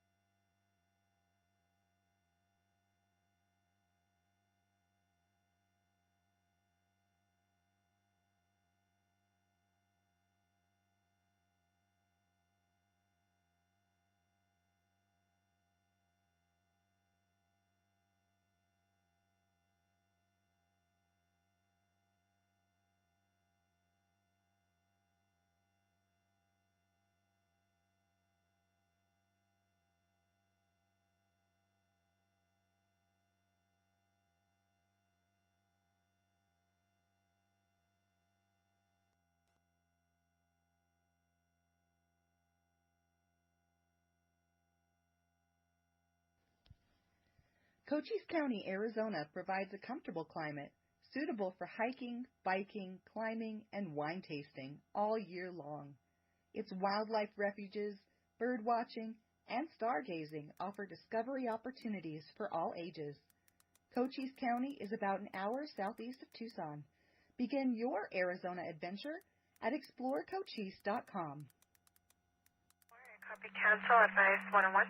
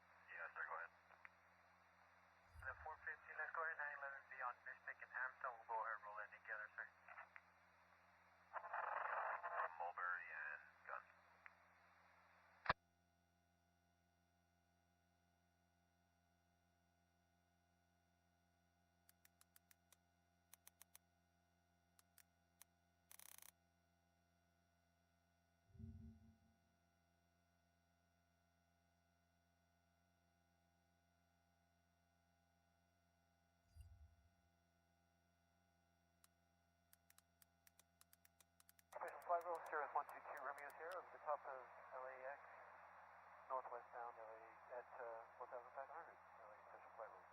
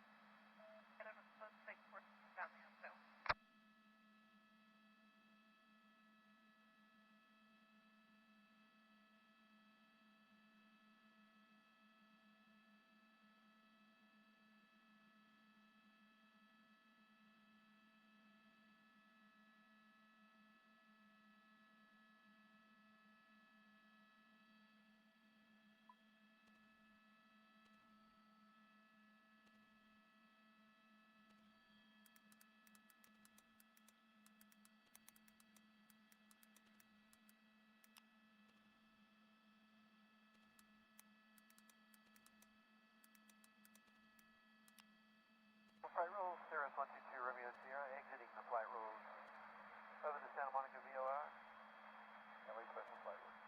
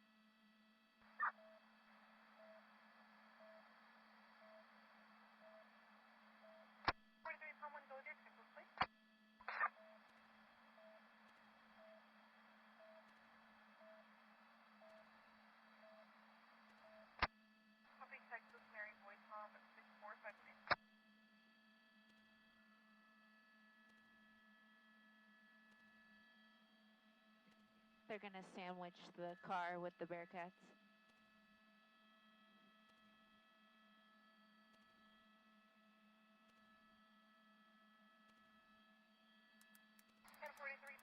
Your Texas plate is returning clear.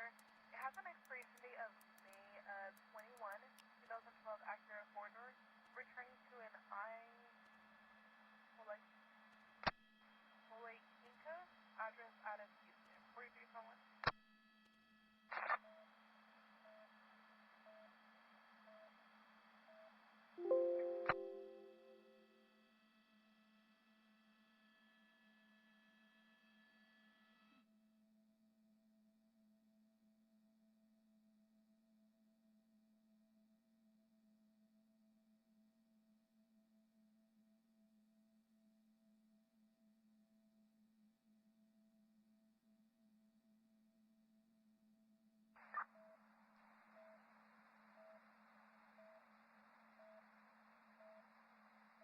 And it's 48 Adam revising code 415 family. GTA UPL, spoke for the 415 family.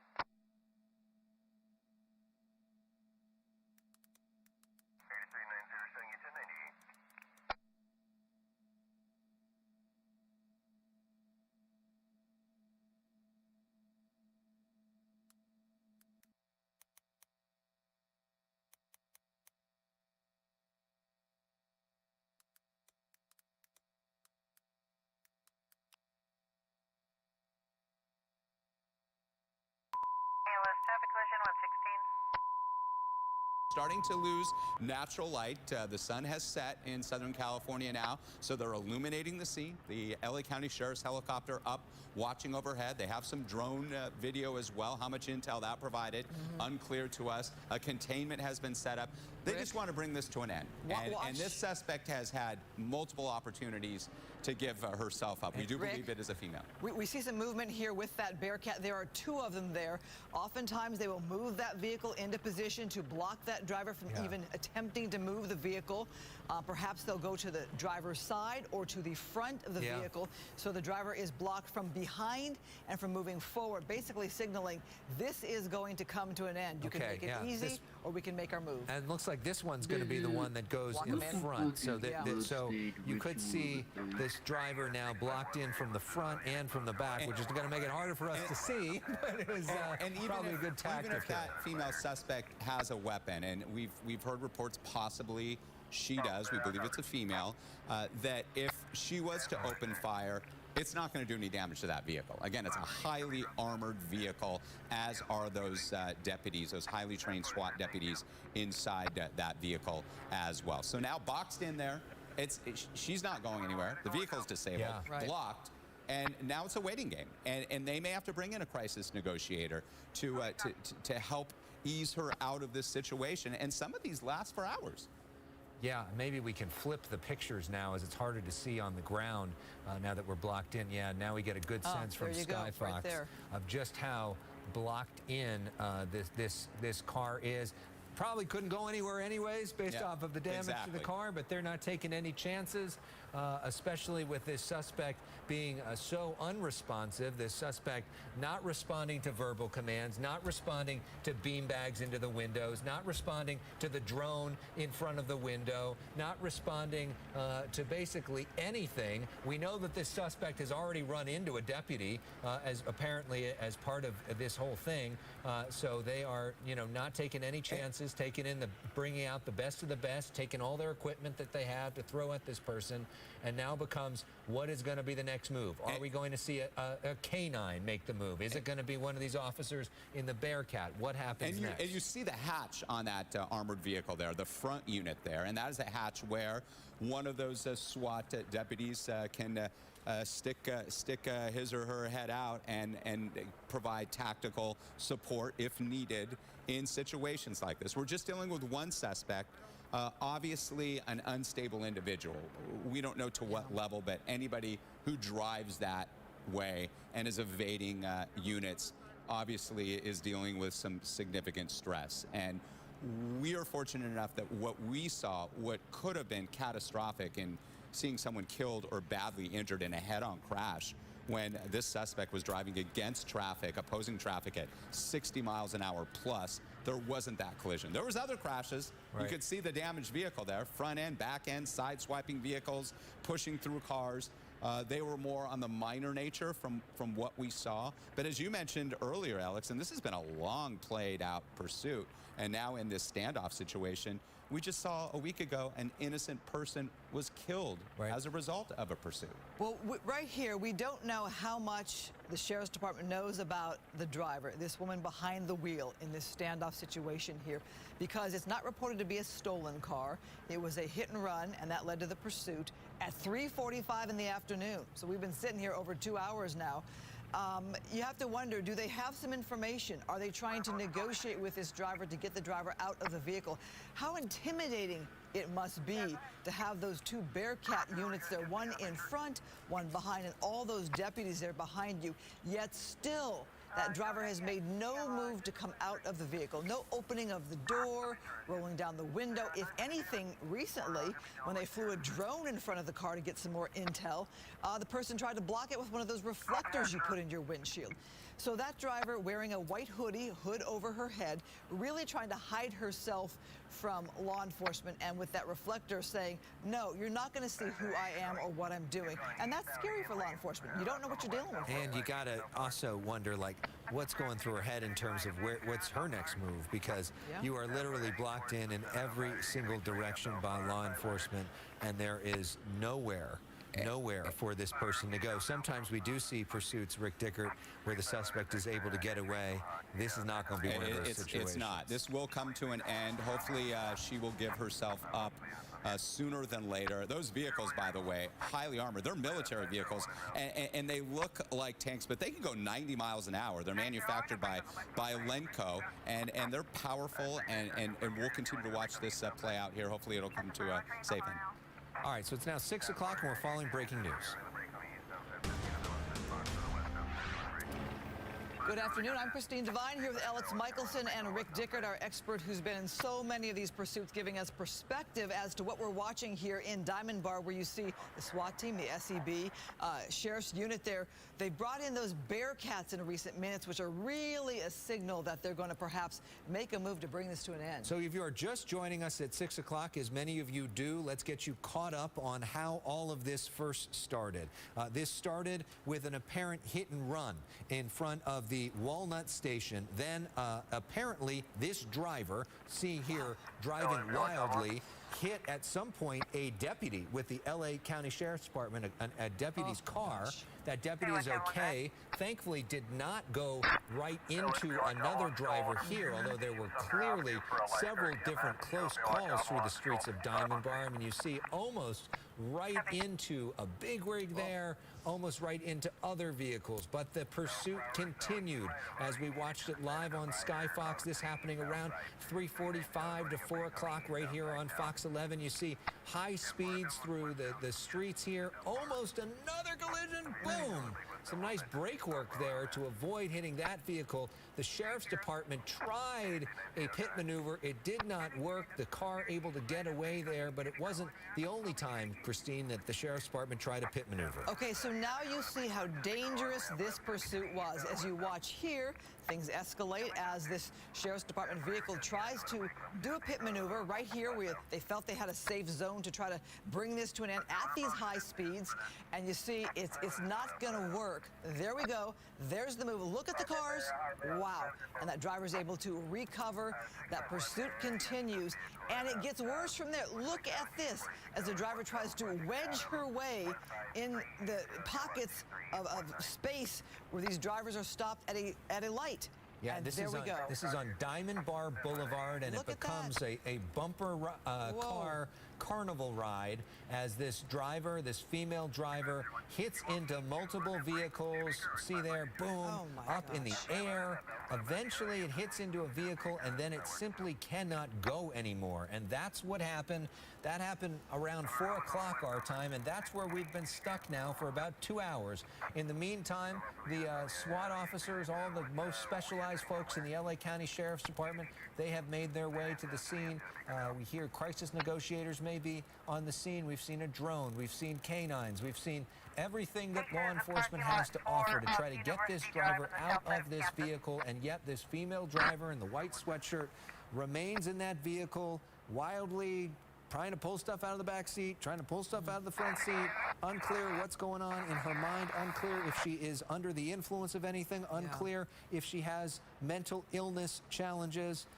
Clearly something is going wrong that led to this moment. Now she's basically got nowhere to go but is refusing to give up. You can see with that video we just showed you why they're so concerned perhaps about the mindset of this driver. And if there are any other weapons perhaps in that vehicle. Again, we don't know if they know who this driver is. We do know it's a female. They flew a drone there to get a closer look as what's happening inside the vehicle. At some point during the standoff, the driver was almost, was non-responsive, and we wondered if the driver was alert, passed out. And then she just woke up. And then there was a lot of activity. A lot of activity. And again, if you're just tuning in, this is Diamond Bar Boulevard, just south of the 60, north and southbound sides of Diamond Bar Boulevard shut down. 60 freeway not impacted, just the on and off ramps. All right, we are going to continue to follow this. As soon as there is more movement here, we will take that to you full. In the meantime, we're going to leave this in the upper left corner of your screen so you can watch it along with us. And as soon as anything happens there, we will go back to it in terms of a full screen picture. In the meantime, there's a big storm coming. It's going to impact a lot of people tomorrow. Rick Dickert, in addition to talking to Pursuits, he also is our meteorologist on staff doing double duty for us tonight. And Rick, talk to us about the timing of this storm. We're going to see the rain start late tonight. We're talking about midnight or later. That's when the first drops will fall and continue on and off through Thursday, perhaps in some areas even into Friday, as this cold upper level low gradually sweeps south and east over Southern California and starts to leave the area on Friday. We're going to see that wraparound moisture, and we're still continuing to see, you could see there in the upper right corner of the screen there, we're still watching this situation play out. Rain, mountain snow, we're talking about snow levels below 3,000 feet, meaning several inches possible on our major passes. That's the Tejon Pass, that's the Cajon Pass. Do not plan travel tomorrow into early Friday on Interstate 5 unless you absolutely have to. Keep it here on Fox 11 or our Fox Weather app. You can download that and get to the play-by-play information, because winter storm warnings are up for all mountain communities. Thunderstorms with hail down to sea level and very chilly temperatures. We're talking about high temperatures only in the mid to high 50s. Again, we start to clear out Friday afternoon, I'd say. Saturday night into Sunday, that is when we're going to have our time change. We lose an hour of fun over the weekend, unfortunately, as daylight saving time starts. That means we have to set our clocks 1 hour forward. After this low pressure system moves out, we should be dry for the upcoming weekend into early next week. But not seeing any big warm up, but we'll see temperatures at or slightly below average. But this could be the most significant precipitation that we've seen here in Southern California since late January. We definitely need it. We're heading into perhaps what could be another drought year after coming off of a year, 2020, Alex and Christine, that we saw a record-breaking fire season in Southern California. All right, Rick, thank you so much. As we continue to follow in one corner of your screen that live Pursuit Standoff. We're going to keep talking about other news here, including some coronavirus news. One of Pasadena's largest mass vaccination sites has now been shut down, not due to a lack of vaccines. Wait to hear this reason. It's due to an excess number of appointments made by people who aren't eligible to be vaccinated. Stephanie Stanton joining us live from Pasadena to explain how this happens. Steph? Yeah, Christine and Alex, you said it. This was supposed to be Pasadena's largest mass vaccination site to date, but officials say they were forced to shut it down. It's not going to happen on Thursday. That is because so many people signed up when they weren't supposed to. This parking garage at Pasadena City College will remain empty Thursday. More than 1,500 people who were supposed to get their COVID shot here will have to wait a little longer. Very unfortunate situation that takes away from the vulnerable population. Pasadena's public information officer, Lisa Derdarian, says the city canceled the mass vaccination event when hundreds of people who didn't fit the criteria signed up to get their jab after this email went out early Monday morning. Big red, bold, do not share. It's very specific about the current tier we're in, the restaurant workers, grocery workers, daycare, educators.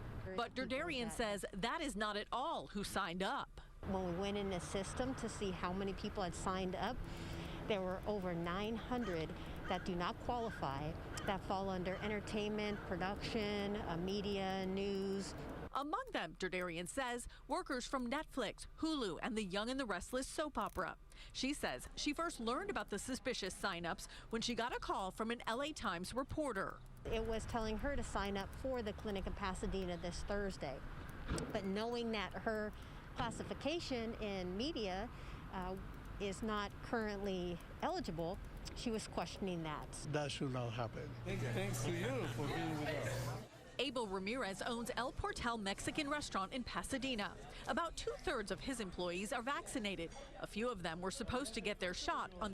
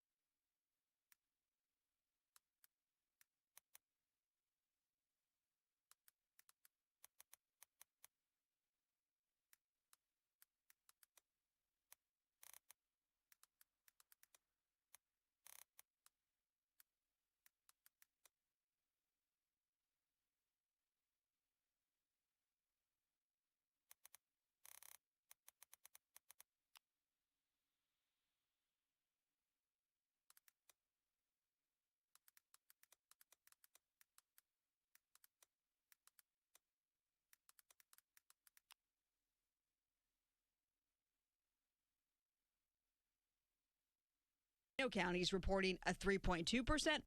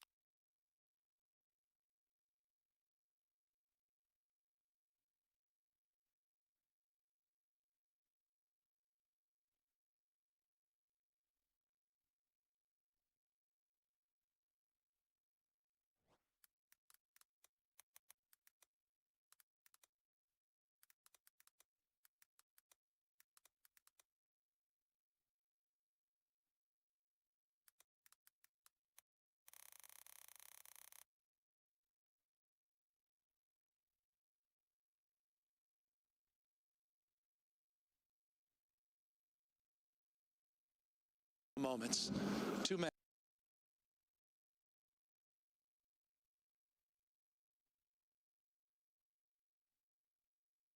From the east side and downtown to the west side in the valley, Los Angeles restaurants are open for contactless delivery or pickup with DoorDash. If you're looking for brunch, happy hour, or just an afternoon snack, DoorDash has your favorite local picks all in one app, so you can follow city guidelines without missing out on everything your neighborhood has to offer. Download the DoorDash app and get your local neighborhood delivered right to your door. DoorDash, every flavor welcome.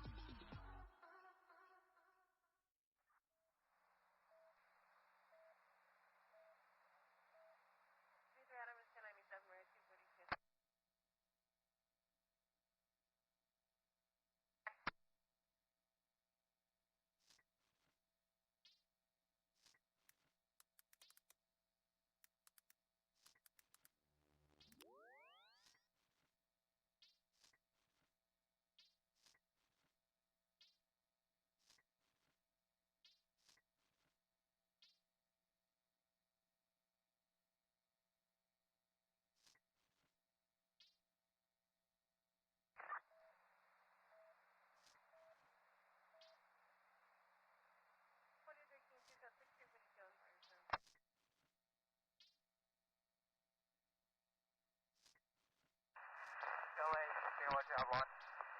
Control top 5. Baywatch Avalon, Copter 14 has been added to your ticket utilizing B17 direct for your TAC. Do you have any updates on weather conditions? Clear skies, visibility. I can't really.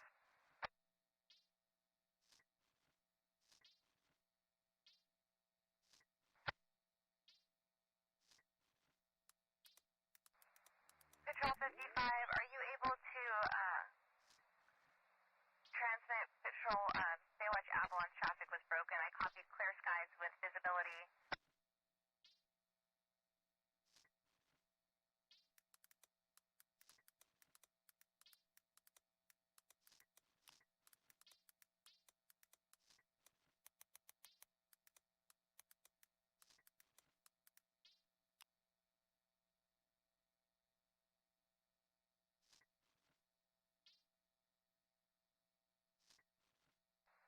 Hey, 150 Sam, are you by?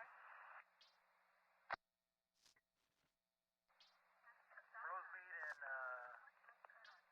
Dunlap.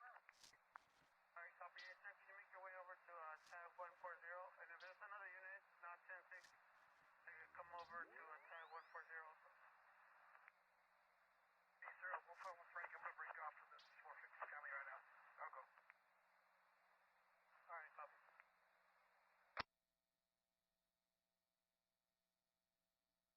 Oh yeah, traffic for 14.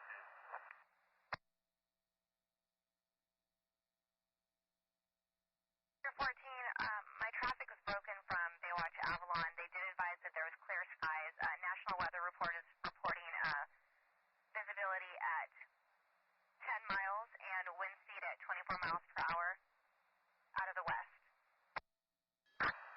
10-4. 14, got it.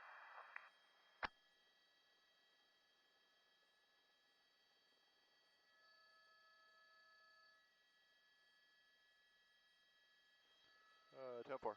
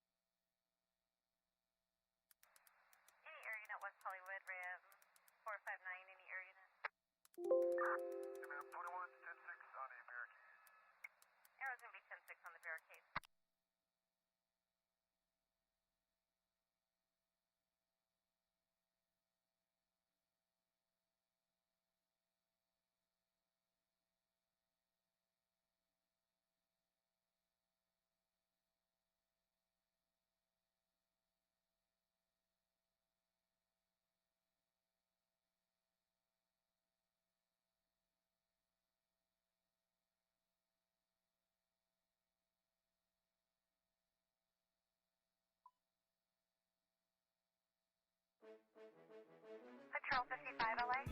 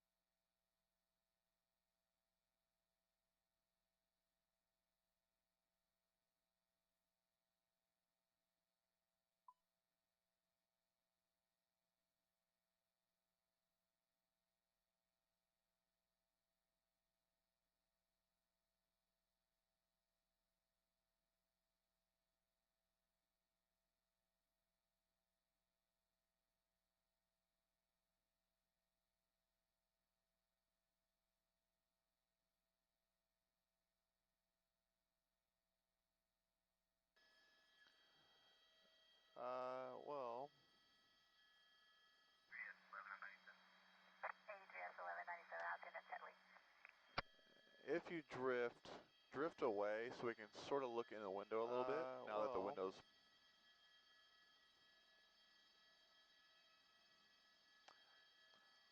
We'll see if there's a passenger. If you drift away so we can sort of look in the window a little bit, now that the window's... Okay. This is good. This is a good spot right here.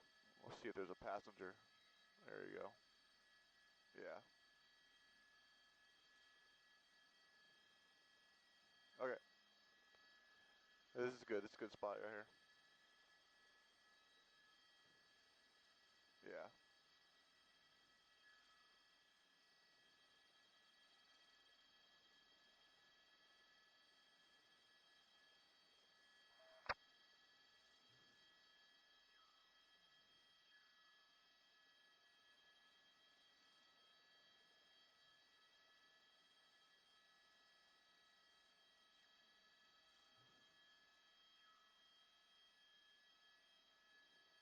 Let me see.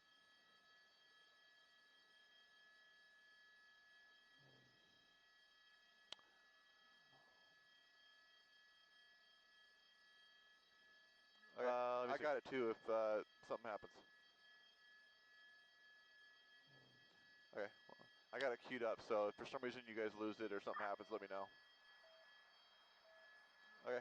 I got it too if Mike Gilbert? Something happens. What's up, Mike? Okay. Well, I got it queued up, so if for some reason you guys lose it or something happens, let me know. Is that Gilbert? Mike Gilbert?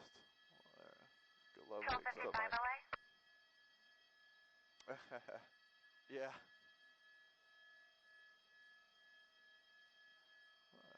We're getting exhaust. LA Command 55, go for Patrol 55. Command 55, just confirming Patrol 55 knows that they have Copter 14 responding, utilizing V17 direct. Do we happen to know the level of distress for the patient? Not really. LA Command 55, Patrol 55 is on a drill on the other side of the island. Go ahead and contact Baywatch Avalon for that information, please. Command 55, copy. Difficulty breathing 127 to squad 36. She has one of those hampers, like those little white hampers you get at Target on the passenger seat. She's in the back on her phone. See that? George 1, you open outside for George 1. She has one of those hampers, like those little white hampers you get at Target on the passenger seat. She's in the back on her phone. Oh, you got the video? Okay, cool. Okay, got it. Let me set up here. We'll establish her. Yeah, she's on her cell phone in the back seat. Oh, you got the video? Okay, cool. Okay, got it. Let me set up here. We'll establish her.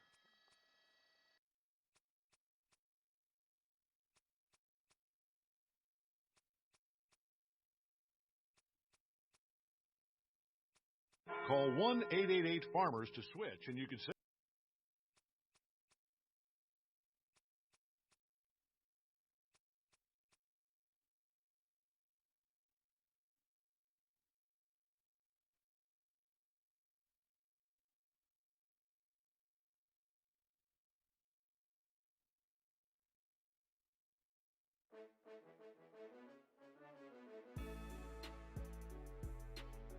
Are y'all seriously cool with this RuneScape music? Like, I'll leave it on, but...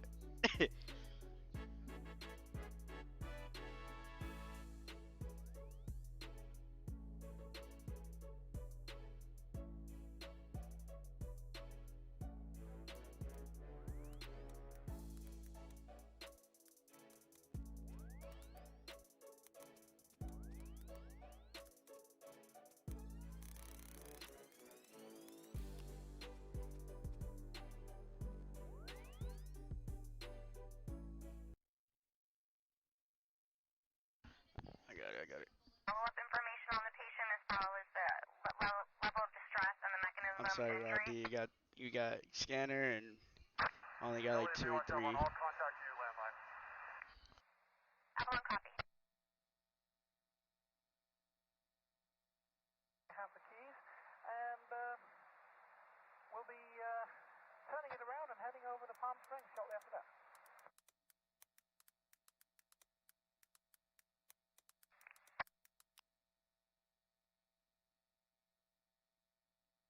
But we should be good.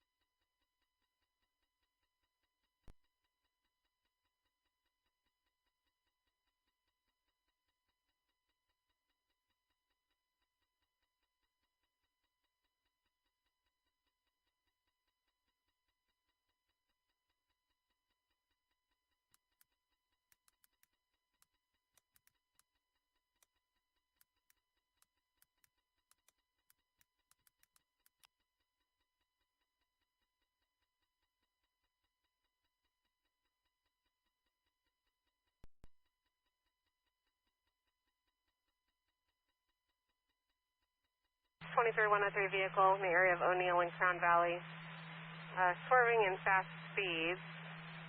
There's a transfer from Station 18 and no vehicle description. No further. 10-4, water in the fire cat. Interesting. They're probably going to spray her, huh? Yeah. 10-4, water in the fire cat. Interesting. They're probably going to spray her, huh? 778 or 1183 when you're ready. Westbound 57 at Connor, walking the HOV up at 297. That reflection on the roof is kind of kind of different.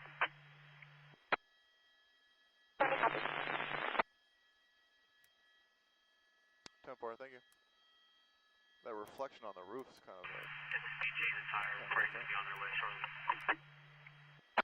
It's Sandy, 10-4, thank you.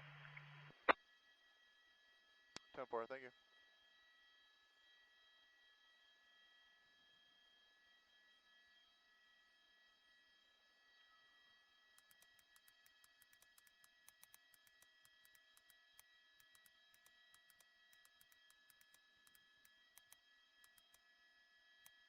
Here, 8695, info.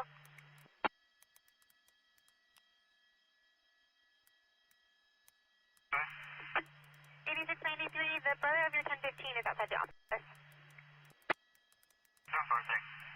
93, 10-4.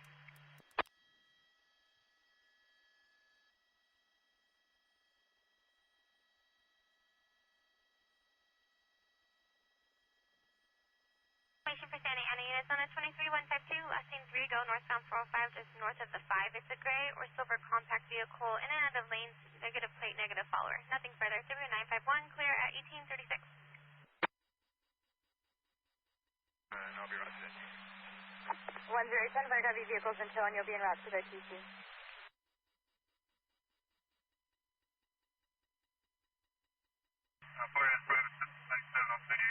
At T-Mobile, we believe in putting people... Copy. Party has private assistance. You'll be 98. And I have a 1182 that occurred northbound 5 at Main. Looks like the party is 1023 Main in the city place in the parking structure. She'll leave her hazards on. You're looking for a red Honda Sport and a white Nissan. 10-4, thank you.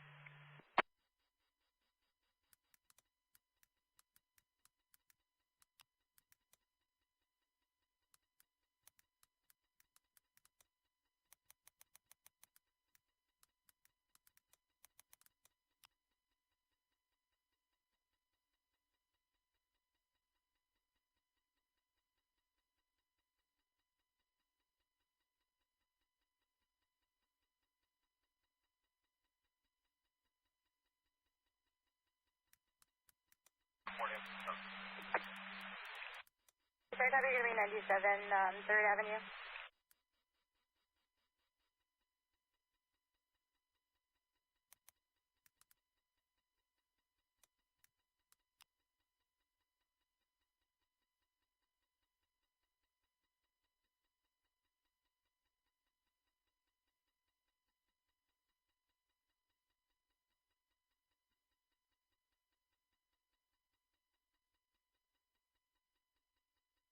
Is at the office, 10-10, good night.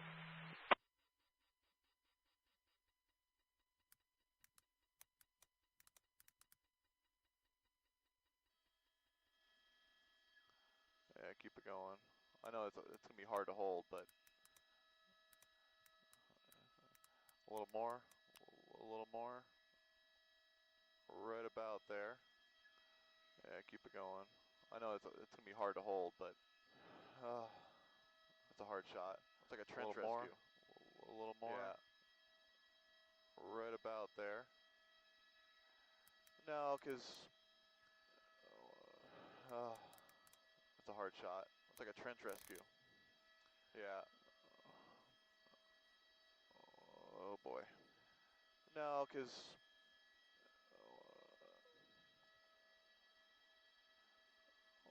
whatever they're going to do is going to be on the driver's side, and then she's going to either come out the passenger side, so we have both shots.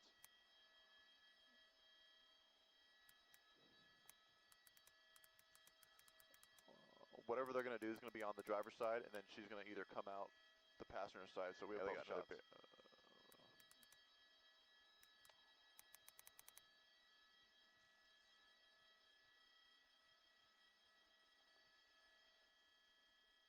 Yeah, they got another bit.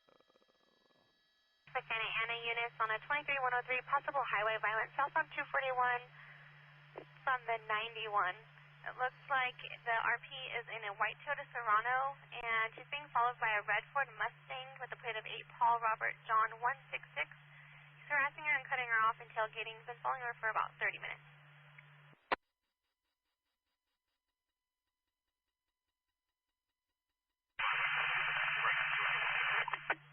George 4 copies.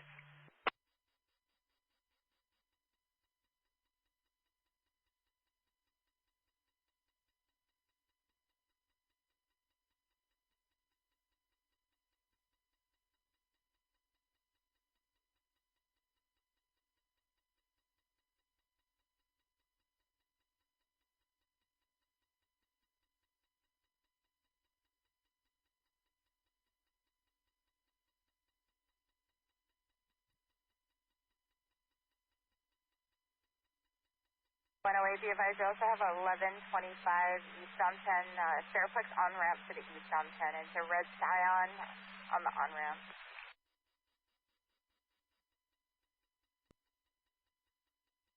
86 George Ford, just for info, it's going to be northbound 241 approaching the 91.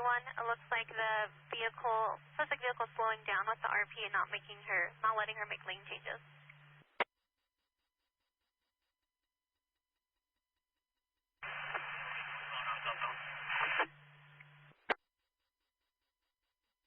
Eastbound 60 west of Grand, victim's going to be in a black Acura, and it's a 17-year-old juvie. Suspect vehicle was a semi-truck.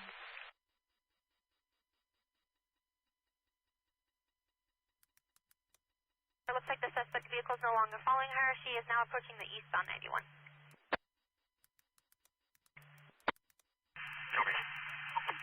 George 4, copy, thank you.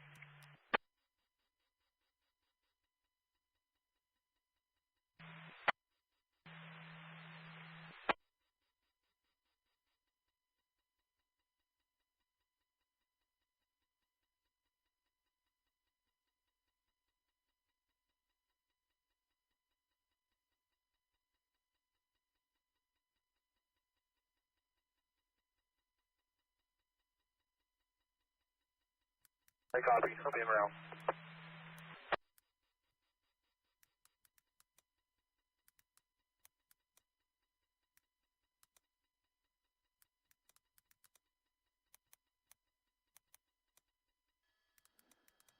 Yeah, I'm using our 6th axis to spin the camera around just to get a different look. We're shooting directly straight down. Looks cool though, huh? Yeah, I'm using our 6th axis to spin the camera around just to get a different look. We're shooting directly straight down. Looks cool though, huh? Yeah, let's slide off so we're shooting into the passenger window.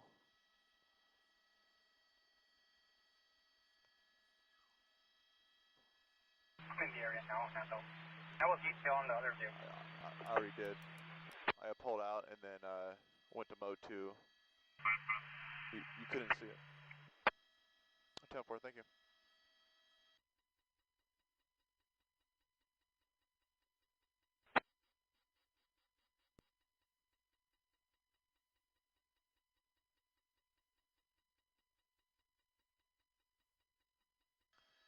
Okay, 10-4. We're setting up to look at the passenger side. 7. Is that the same vehicle that was blocking? Cool.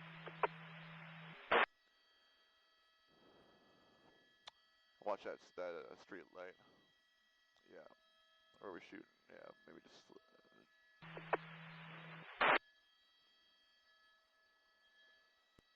yeah, just slide left a little bit. There we go.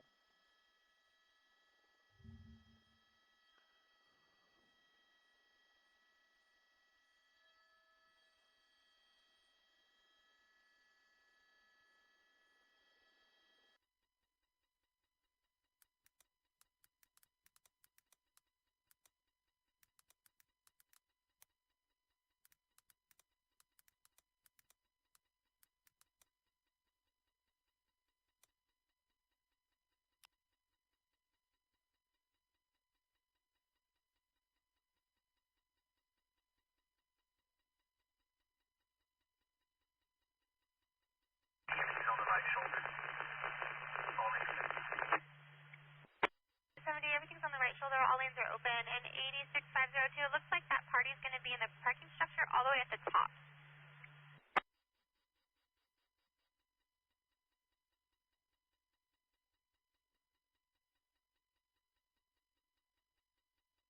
Have them come down to the lower level so I can see where they're at.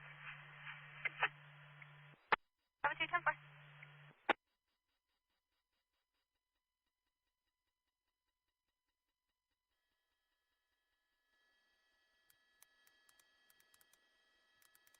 Okay, 10-4.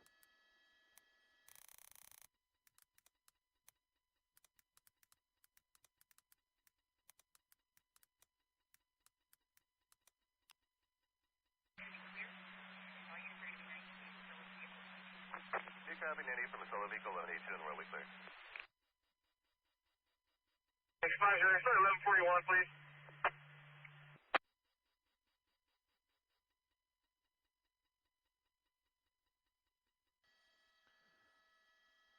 Hey Jay, I'm going to add a little bit more gain. How does this look? It looks really grainy on my end. Does it look Wait, like on that 1125 at Fairplex, you can 1022 FST What cleared about it. this one? Okay. Free vehicle 1182. C593, 1098, free vehicle 1182.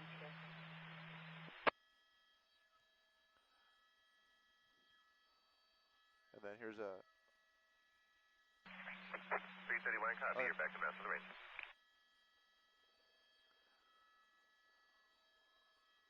There's a digital noise button too. You can turn on and kind of soften it. Gets rid of some of that grain. See?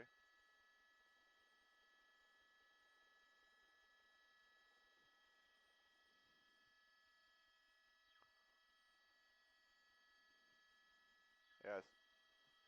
Got it. I see the gas mask going on.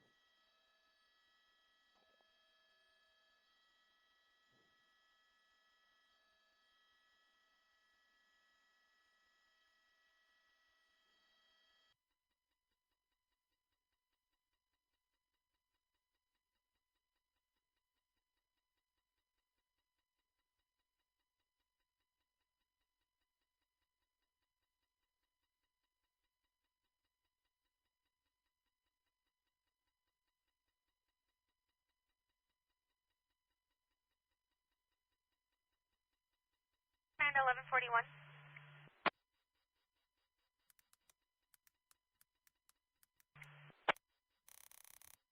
6502, 1021, the party is going to make her way down the parking structure to meet you. I found them. They're going to be at the same place, Paul. 502, 10-4, thanks. 10-497 eastbound Western 71.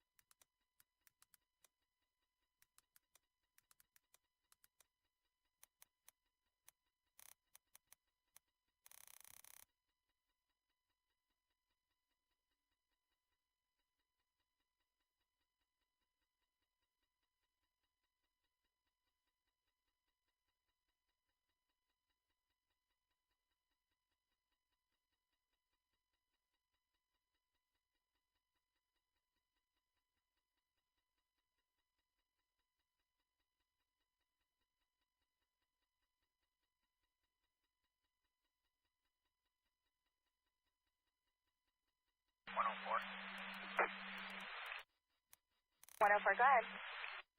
4 on 1098, I'm a solo of 91. And 10 for solo 81, you'll be 98. 86570, go ahead. 1185 AAA for a black Ford Flex. Major front end damage. Also 1185, 30-day impound for a white Honda Civic.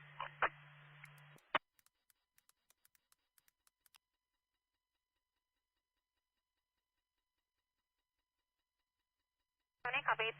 AAA request for a black Ford Flex with major front end damage and 1185 30-day impound for a white Honda Civic.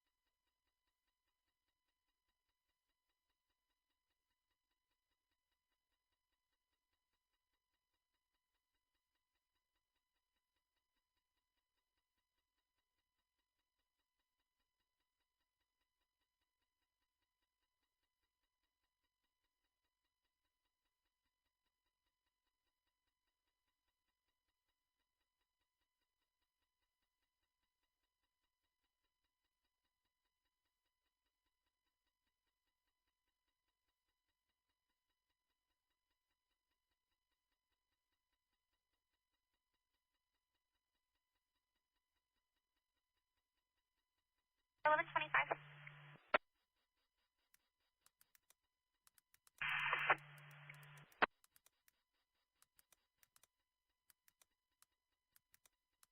Information being 23103, activity postal highway volume 27605. Looks like I could tell it's going to be a vehicle brake check near P&H. Will be lane. We're going to turn the lights off. It's going to be a white Volkswagen Golf with a hatchback. A Robert Boy Williams 002, which is going to be cleared at 2004 Mini 2-door hatchback out of North Hollywood. Diesel class going to be within 1 to go. Northbound 65 Catella, no further on this. KTM 270 clear 1851. And forward, sir.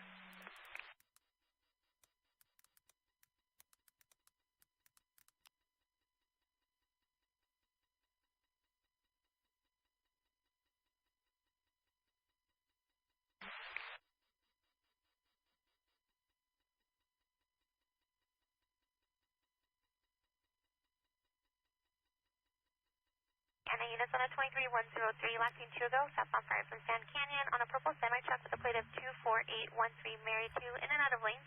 Plate returns clear out of San Jose. Nothing further. WI 951 clear, 1853.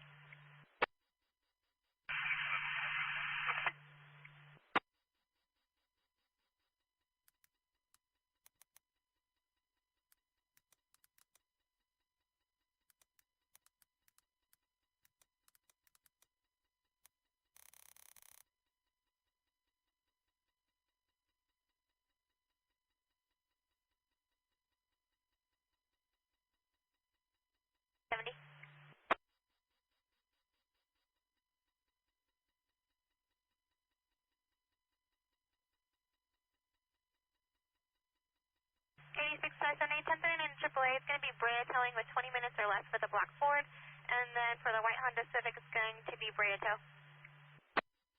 570, I copy, thank you. 570, you're welcome.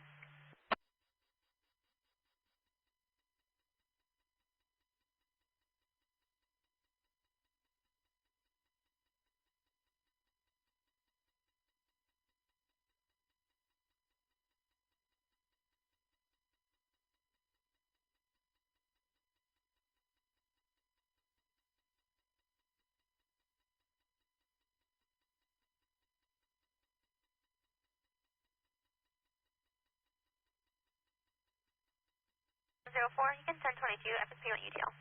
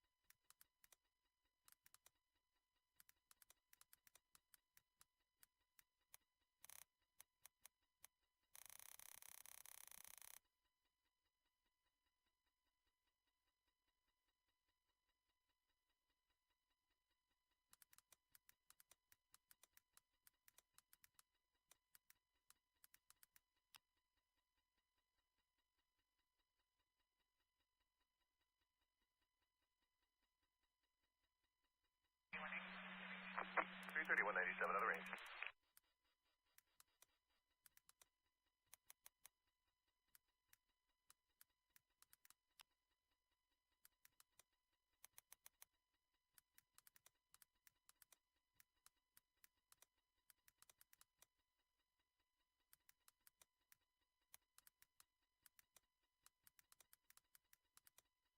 1023-103 southbound 405 south of the 605. As of 2 ago, gray Honda in and out of lanes with a left via tail light. 737 WTBD 54-856.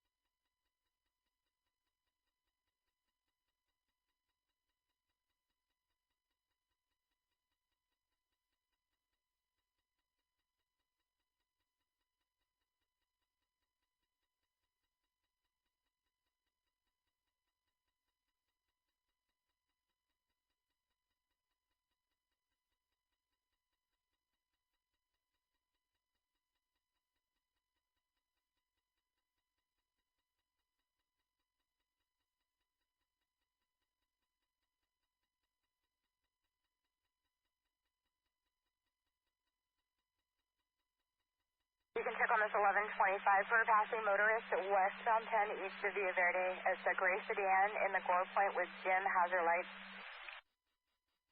104 copy.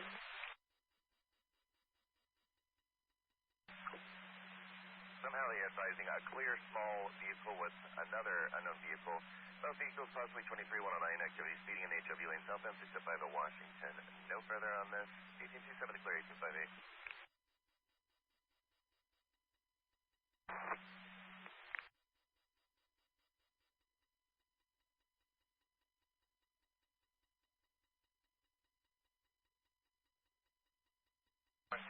All B98, 3 vehicle 881. 10 for 3 vehicle 881.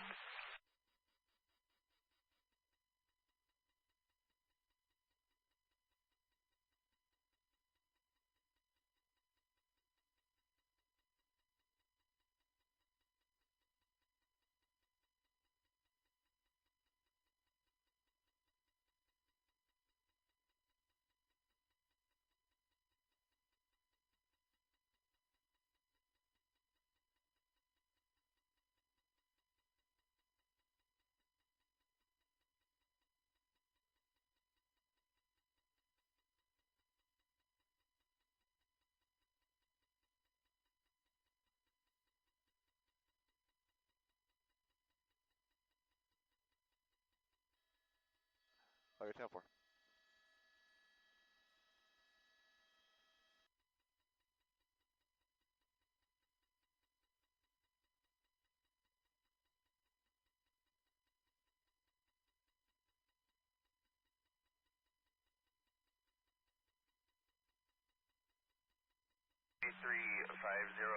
I'm sorry, 500.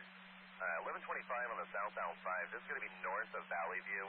It's going to be a black Volkswagen Atlas. Right shoulder, flat tire, good spare. Narrow right shoulder. Thank you, sir.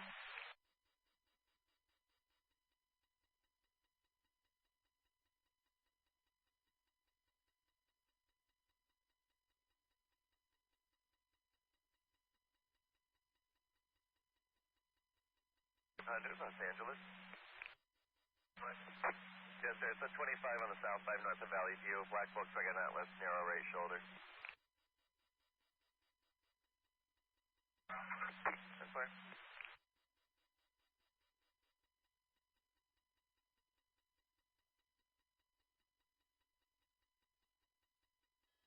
Okay. Whoa, boy. 10-4. Thank you.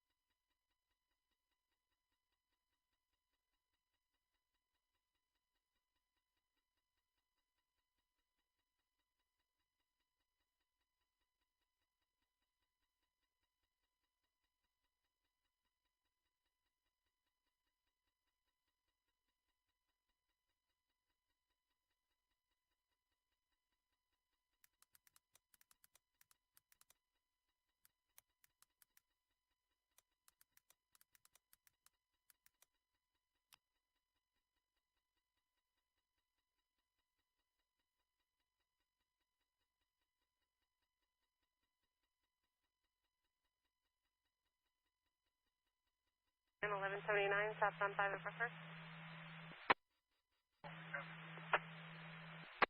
501, southbound 5 at Brookhurst for a solo vehicle overturned in the center device. From Morrisburg, Magnolia.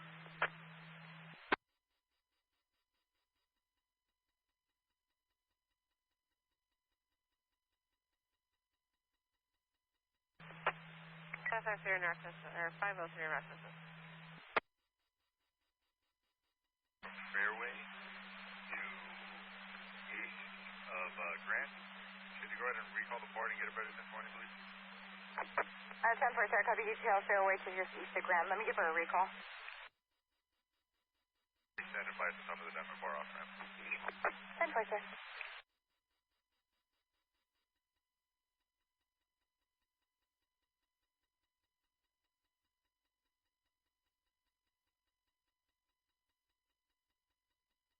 One call putting it also southbound 5 south of Beach Boulevard, blocking the number 2.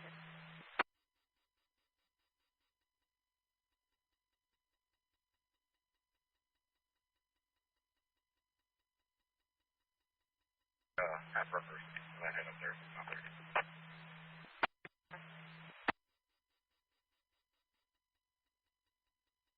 You have a visual of traffic backing up after 91.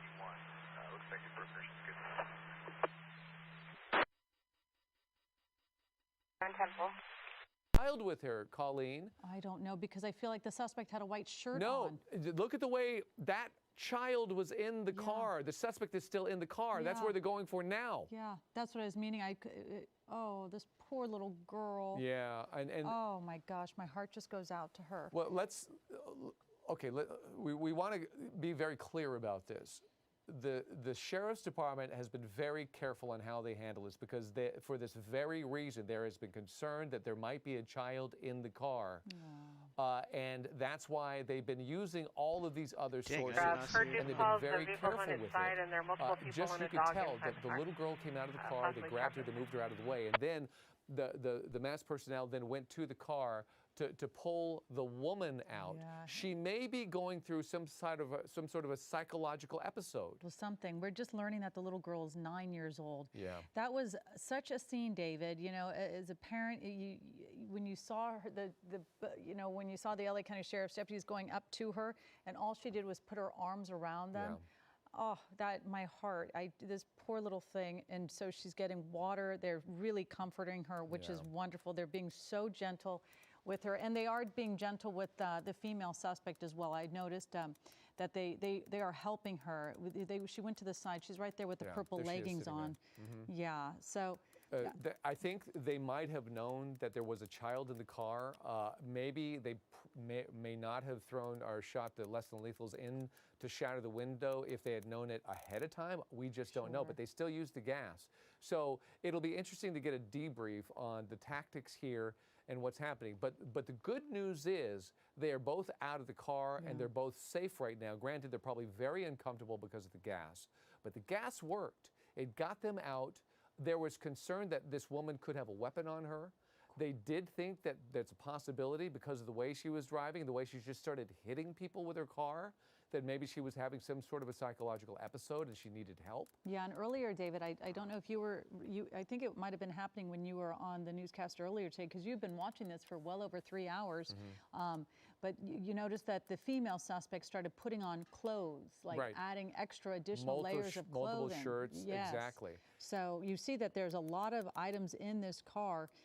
It was definitely filled with clothes, and because when they came out, they had obviously covered themselves, or at least the little girl looked like they had covered themselves with the clothes to try to kind of do a barrier between the tear gas and their faces, but clearly it only kept them safe for so long, and then they had to come out. But again, yeah, we did see that. I'm sure at some point we'll be able to see the video of the little girl coming out of the car. She just came out. Yeah, we're trying to turn that around for everybody. Yeah, she just looked exhausted. They're continuing to look at the car to make sure they haven't cleared the car just yet, just in case there might be something else there, perhaps another person. They needed to look in the trunk as well. We believe that woman right there with the light-colored jacket on, that might be the suspect, that might be the driver, but we don't know for sure. Let's run that video now of This is moments ago, and we saw this little girl, 9 years old, coming out of the car, and look at her.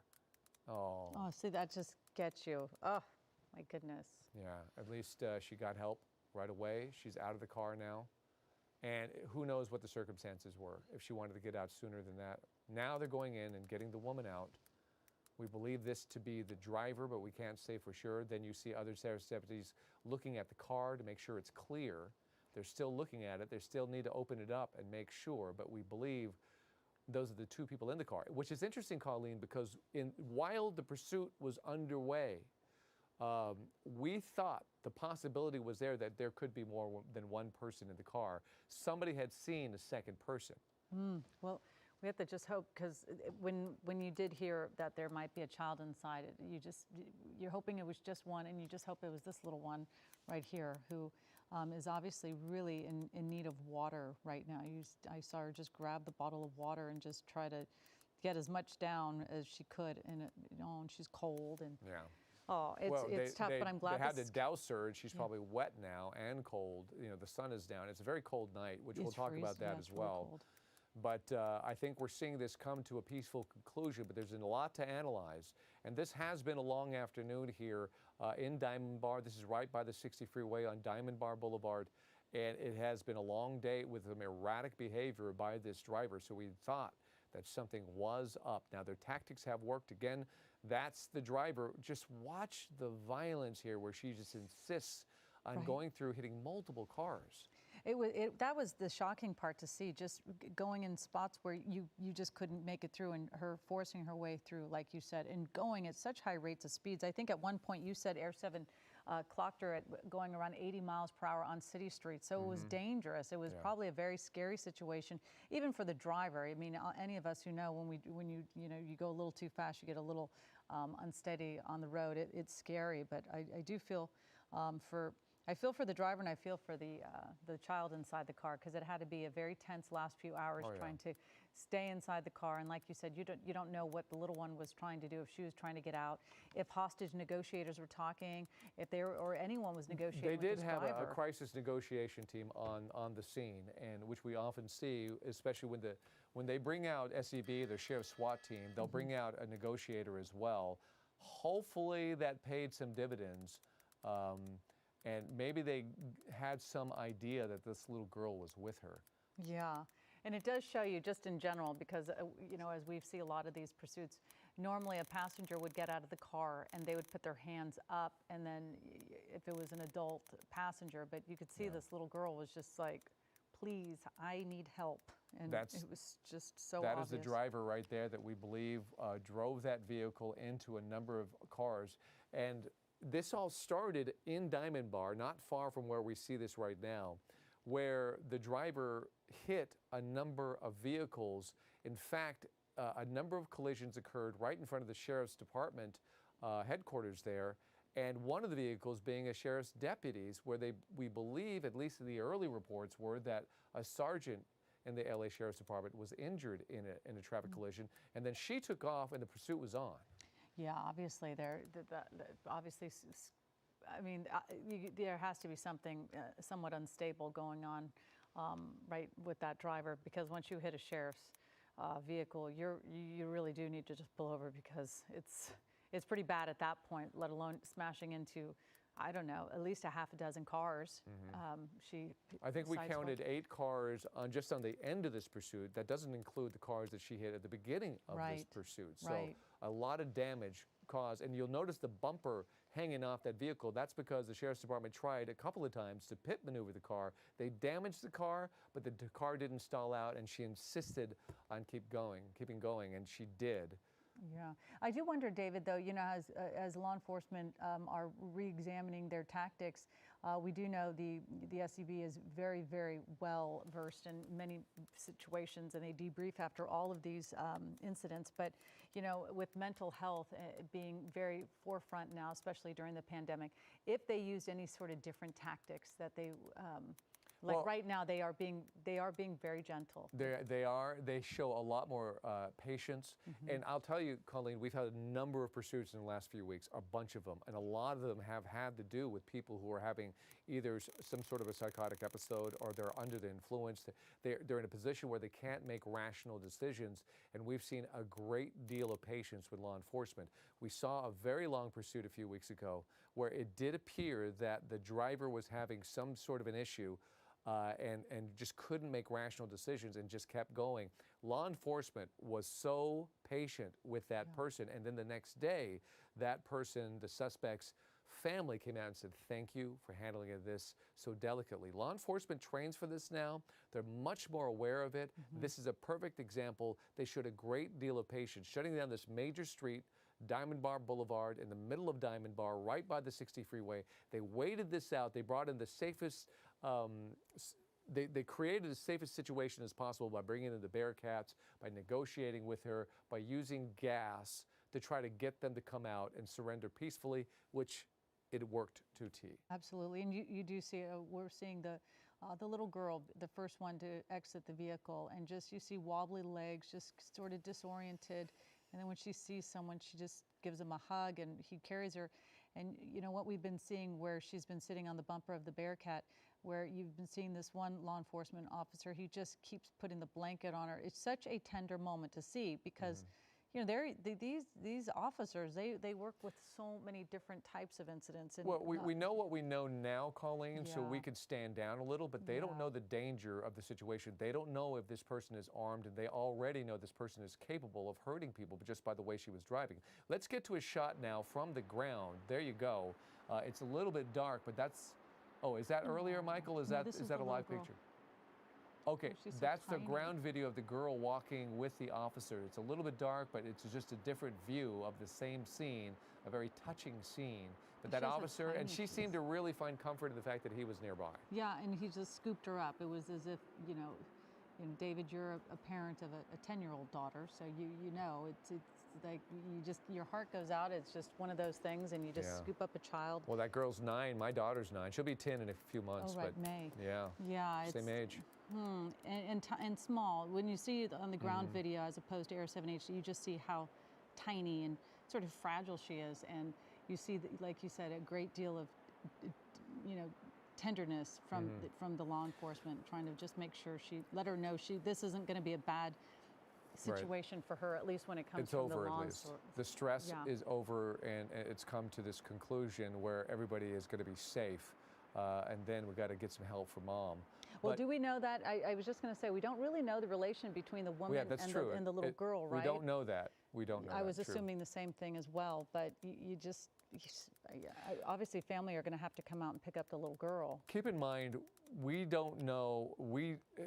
Law enforcement has to make a lot of assumptions. That is, to be as safe as possible, to be ready for whatever violence will come their way. So they have to handle things in a certain way, even knowing that there might be a child in the vehicle. And maybe that's what prompted them to use gas in the first place, to get this thing over with, because what if this woman was a danger to the child and wasn't letting the child get out? Clearly the woman was a danger to the child just with the driving and crashing and smashing into so many cars, really having no regard for anybody but themselves. Right, and the longer you left this child in the car, isolated with this woman, the perhaps more dangerous it might become for the child. Maybe that's what forced their hand to say, let's be aggressive about this, let's put some gas in there, let's get this over with, let's get it over peacefully, and it did work. It certainly did. It's just, it's unusual to see how, you know, all the clothes, you never know if the person's going to do laundry or what have you, but just to see the driver putting on additional layers, that was, I couldn't understand the reasoning behind that. Well, who knows, because she's probably not thinking rationally, and there was a K-9 unit there. Perhaps she was preparing for maybe a dog attack where it could bite her. Maybe she was concerned about the bean bags and the pellet balls hitting her. Right. And since she's sitting right by the window, and that they hurt, you know, that's the point, is they're dangerous and they do hurt. And maybe that's the reason, or maybe it's just completely being irrational. We did see the laundry basket inside the car, and maybe she's putting on the laundry that she had around. Now, you see the ambulance has shown up there, Colleen. Yeah, I mean, you don't know if they got injured during some of those crashes. They certainly got knocked around in the vehicle. We see the vehicle getting very unsteady, even sort of two wheels coming off the road at times when the driver was making it through some of the cars. So, yeah, they're probably going to, I would assume they're going to have the little girl probably They'll checked examine. out. They'll check them both out. The ambulance is rolling up now. They have to safely, you know, de-accelerate everything to make sure it's code 4. Then they bring in the ambulance. So we're watching the ambulance now, and probably both will be checked out by paramedics since you're right, they did have gas. They did have accidents. They did have flying glass from the window that was shattered. And then there was, you know, pulling them out of the car, and especially the suspect. They pulled her out rather aggressively. So they'll look them over, but they looked okay. Yeah, that is the relief that they both, just at least from their appearance, they look like they're okay. Okay. All right, we have so many things going on today, everybody, that we want to get to that, coronavirus, the governor's speech, et cetera. So we're going to take a quick break. We'll be right back. We'll continue to monitor this situation and have a lot more, including a winter storm that's about to hit. So stay with us.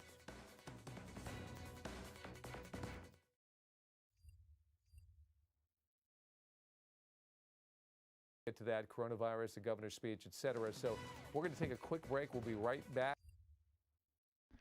All right, everybody, that was a good chase right there. You know, subscribe to Sage, subscribe to Keisha, subscribe to Diamond Traquel. You know, everybody, have a good one.